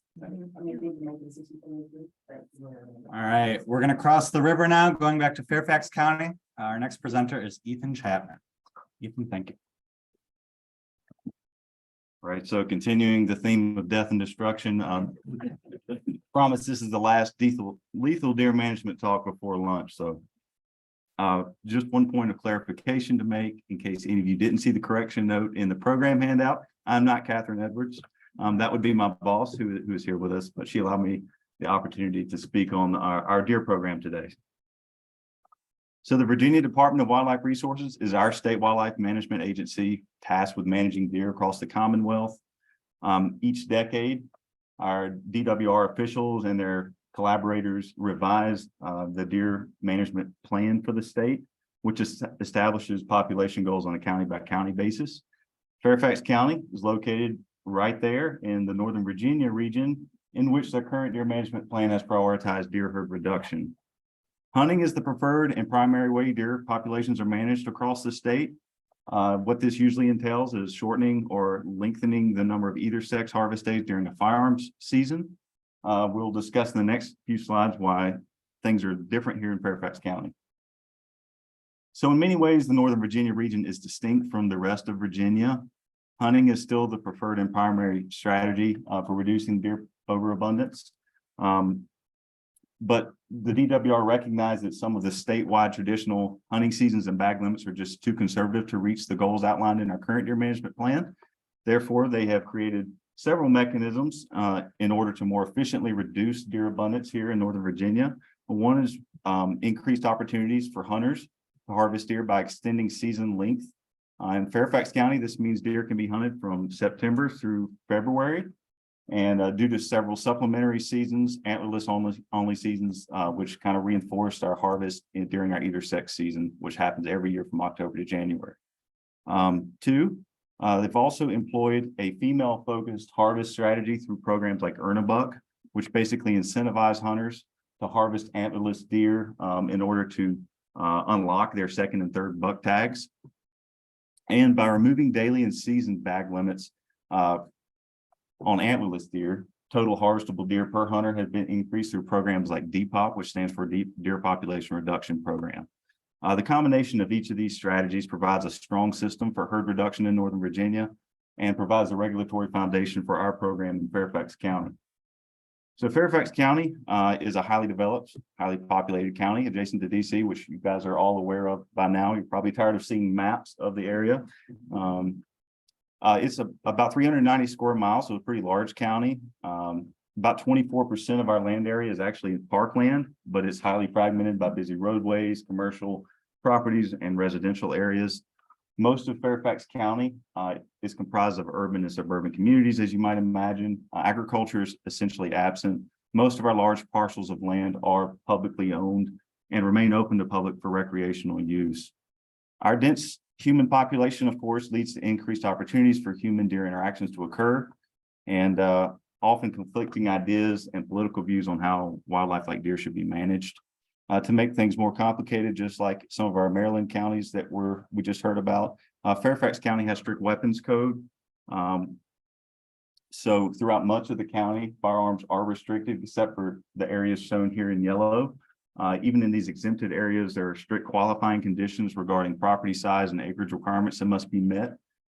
Even if they are exempt, they meet those conditions. There are strict caliber restrictions, which kind of top out at a 22. So effectively, this means that our Fairfax County weapons code just does not accommodate a firearms deer season in Fairfax County. So the combination of all of these variables have really limited deer hunting in the past. The few hunting opportunities, few natural predators, and increase in suburban edge habitat, of course, have led to an overabundance of deer over time, one that would quickly exceed cultural carrying capacity and begin creating conflicts with county residents back in the 1990s. It was during this time that the Fairfax County Deer Management Program began in response to growing concerns of county residents, the concerns which have been mentioned many times this morning, property damage, public safety, deer herd health, and ecological degradation. The early days of our deer management program relied solely on managed hunts and police sharpshooting. So kind of looking at a timeline, just a brief overview. Archery was conducted as a pilot program on a very small scale for a couple of years, but it essentially collapsed soon thereafter just because of the model that was used at the time. It was kind of insufficient harvest was the outcome of that pilot program. It was later, however, redesigned. And I'm going to get into that a little bit later, but it was redesigned in fiscal year 2010, the 2009 to 2010 deer season. It has since become our most effective tool at regulating the population in Fairfax County. So in the early days of our deer management program prior to archery, harvest rates were highly variable. Harvest strategy differed from year to year and park to park. And only a small handful of parks were managed each year during this time period, somewhere between 2 and 10 parks. As you can imagine, with these types of operations, are subject to funding and staffing restraints, and also inclement weather can have pronounced impacts on harvest totals for an entire season. When the county's archery program was first piloted between fiscal years 2001 and 3, it was operated under a different program model, as I alluded to just a few minutes ago. This model was one with reduced season length, and hunting was only permitted on select days of the week and within restricted hours. This greatly limited the harvest totals during that time, and that is the main reason why it was abandoned. For example, Huntley Meadows Park, for those of you that were here earlier and heard the talk on Huntley Meadows, it's a large park, and it was actually added into this pilot program back in the early 2000s. And despite its large size, because of the limitations I just mentioned with the pilot program, only 2, 3, and 8 deer were respectively were harvested from the archery pilot program during that time, compared to 30 to 40 plus deer that are taken out of there each year now under our current archery program model. Today, our archery program operates with the help from 600 to 800 volunteers annually and encompasses over 21,000 acres, most of which is parkland. Hunting is allowed Monday through Saturday during the entirety of our season, or our program season, which begins in September and concludes in February. All taking place while the parks remain fully open to the public. In addition to state licensing and hunter education requirements, our participants are subjected to additional required training, annual application of weapons qualification, the criminal background check, and lottery selection. We remind our new hunters each year that this is a deer management program, not a QDM or a trophy hunting club. So it's designed to really focus on doe harvests. With that being said, our hunters are allowed to harvest bucks, but they must do so with their own personal buck tags within the either sex season and must follow all earn a buck requirements established by the DWR.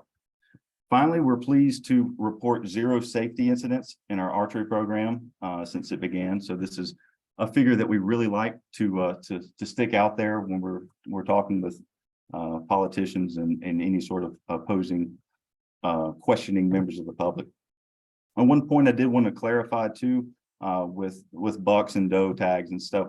We do operate with DPOP tags. I alluded to that earlier. That's the Deer Population Reduction Program. So our hunters are afforded unlimited antlerless tags, but they are not afforded any bonus buck tags.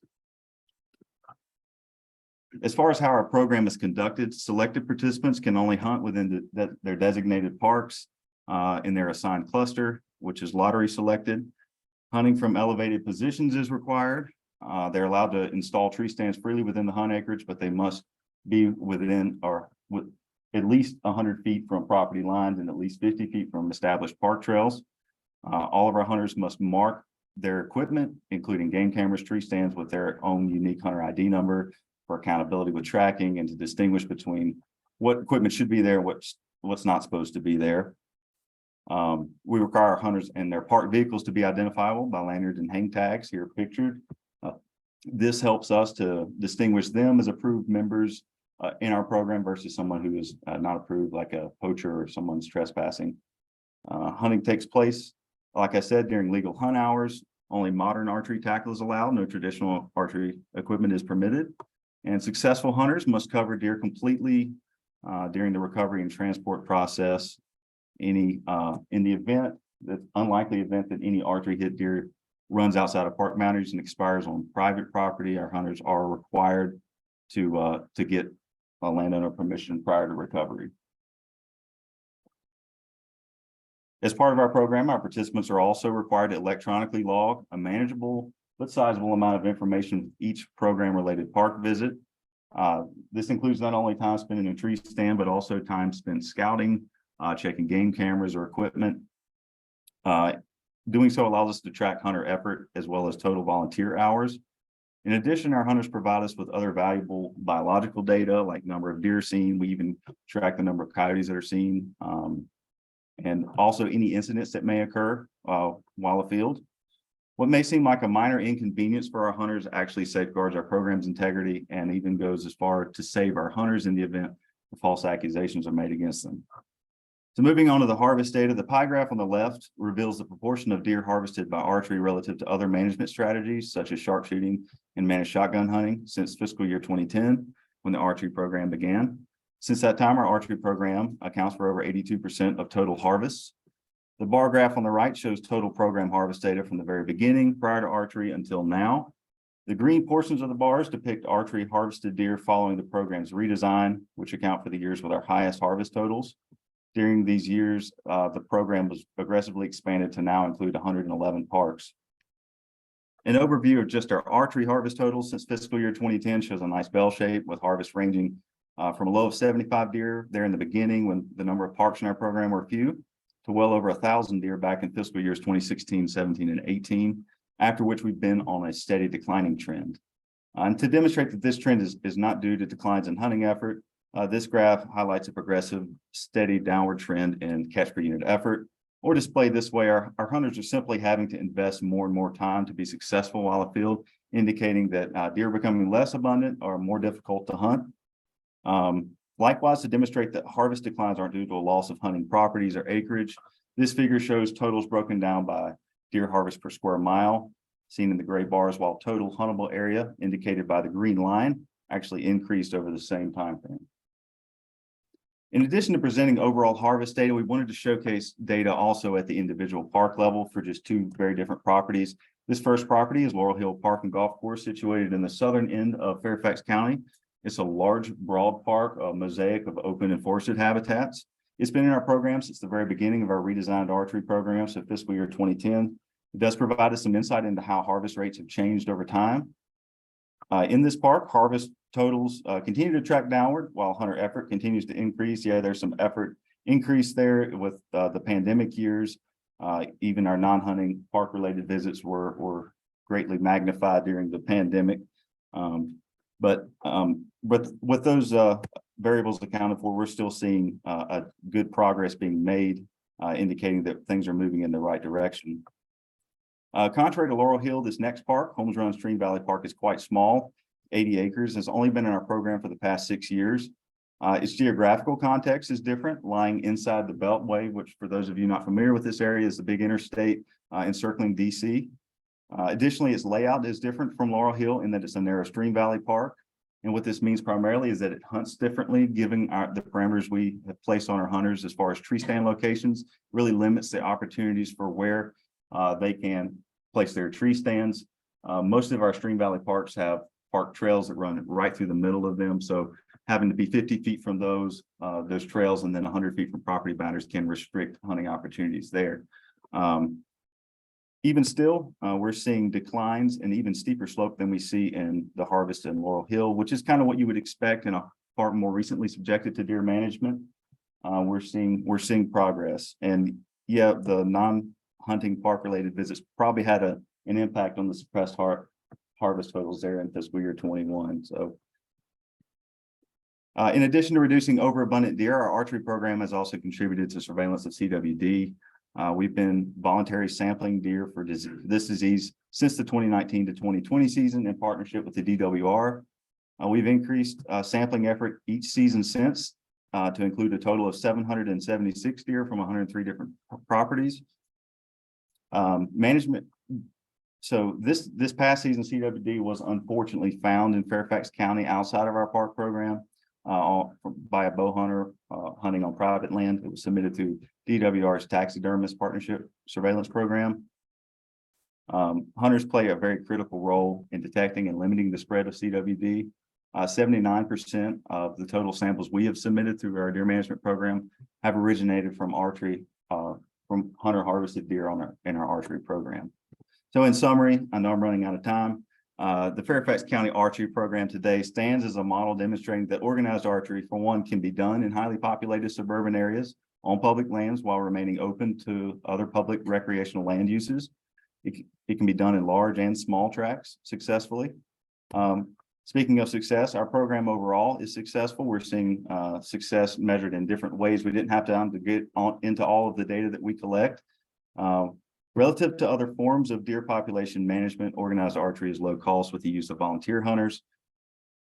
We are seeing a reduction in deer-related conflicts, including declining trends in reportable deer vehicle collisions, as well as a lot of other metrics that we didn't have time to get into today. Also in our case, our archery program has allowed us to sample more deer for CWD testing and provides other data on deer herd health. And finally, the program has afforded participants the ability to hunt in areas formerly void of hunting opportunities. And with that, I want to take time to thank and acknowledge our hunters, without whom none of this would be possible. Each year, they volunteer nearly 40,000 hours on average and remove hundreds of deer from our suburban landscape. We also want to recognize and thank our partners for providing the land on which to conduct deer management, the Fairfax County Park Authority, Nova Parks, TNC, BLM. A big shout out to Safari Club International for providing us some additional funding this past season and in support of our surveillance to sample for CWD. Of course, Hunters for the Hungry, our longtime partnership, and DWR for all permitting and coordination. And last but certainly not least, our International Urban Wildlife Conference organizers and all you for coming and giving up your time and attention during these next few minutes. So any questions at this time? I'd be happy to discuss if we have time.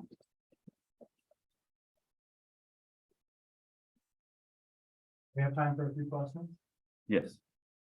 Have you noticed a decrease in hunter interest and it's gotten harder to? I don't believe we've seen a decrease in hunter interest. Each year we have a number of new, and I don't have those numbers handy right now, but we have a number of new applicants to get into our program. And so in fact, we're at the stage now where we could actually start to weed down some of our participants. So like I said, there are limited hunting opportunities outside of our program. I mean, there are some private land bow hunting organizations that people are often associated with in our area.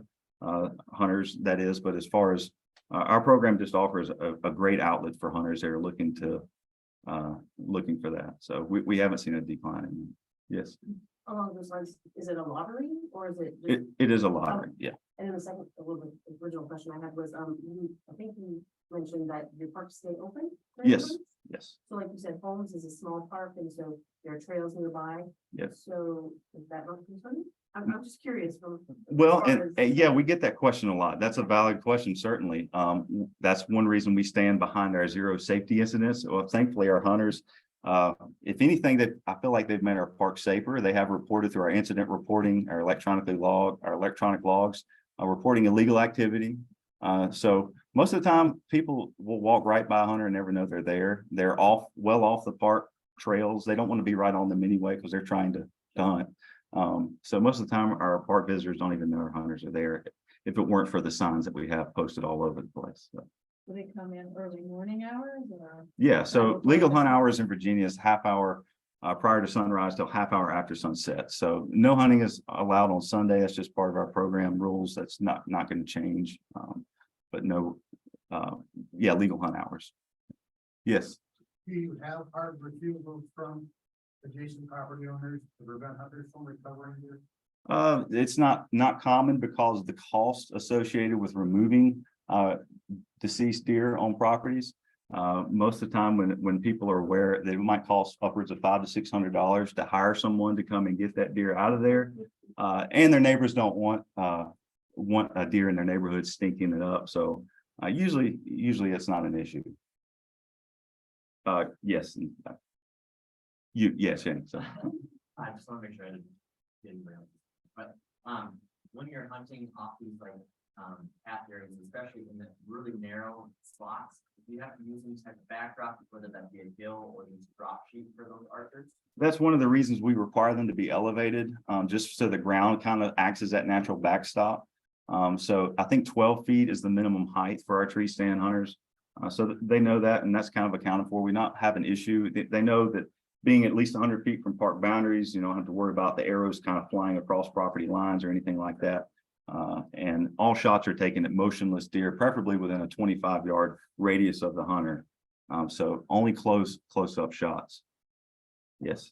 I kind of was along that line too, but with backdrop, I didn't think about the ground if you're elevated, but do you vet your hunters as well? Oh, yeah. Criminal background checks conducted by the police department. They're screened for any sort of wildlife violations. They're held to strict standards of conduct and rules of engagement. I mean, we expect a lot of our hunters They also help us obviously contribute to CWD testing.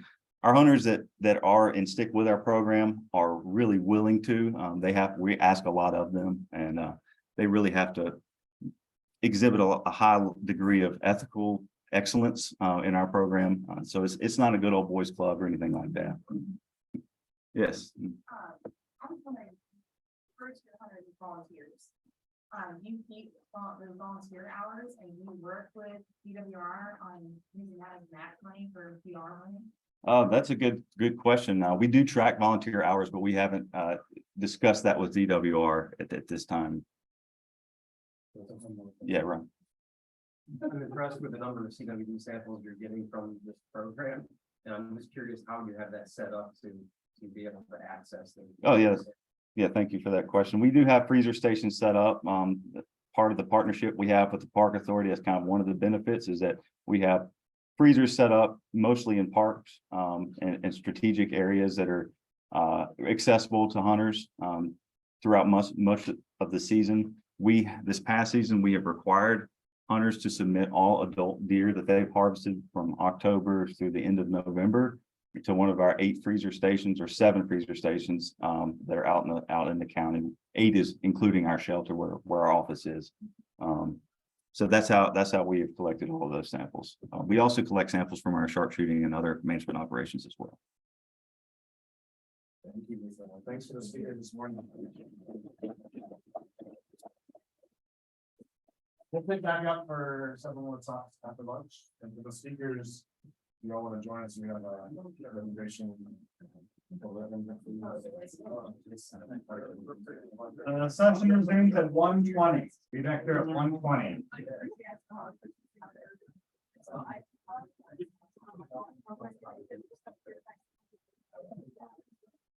Thank you.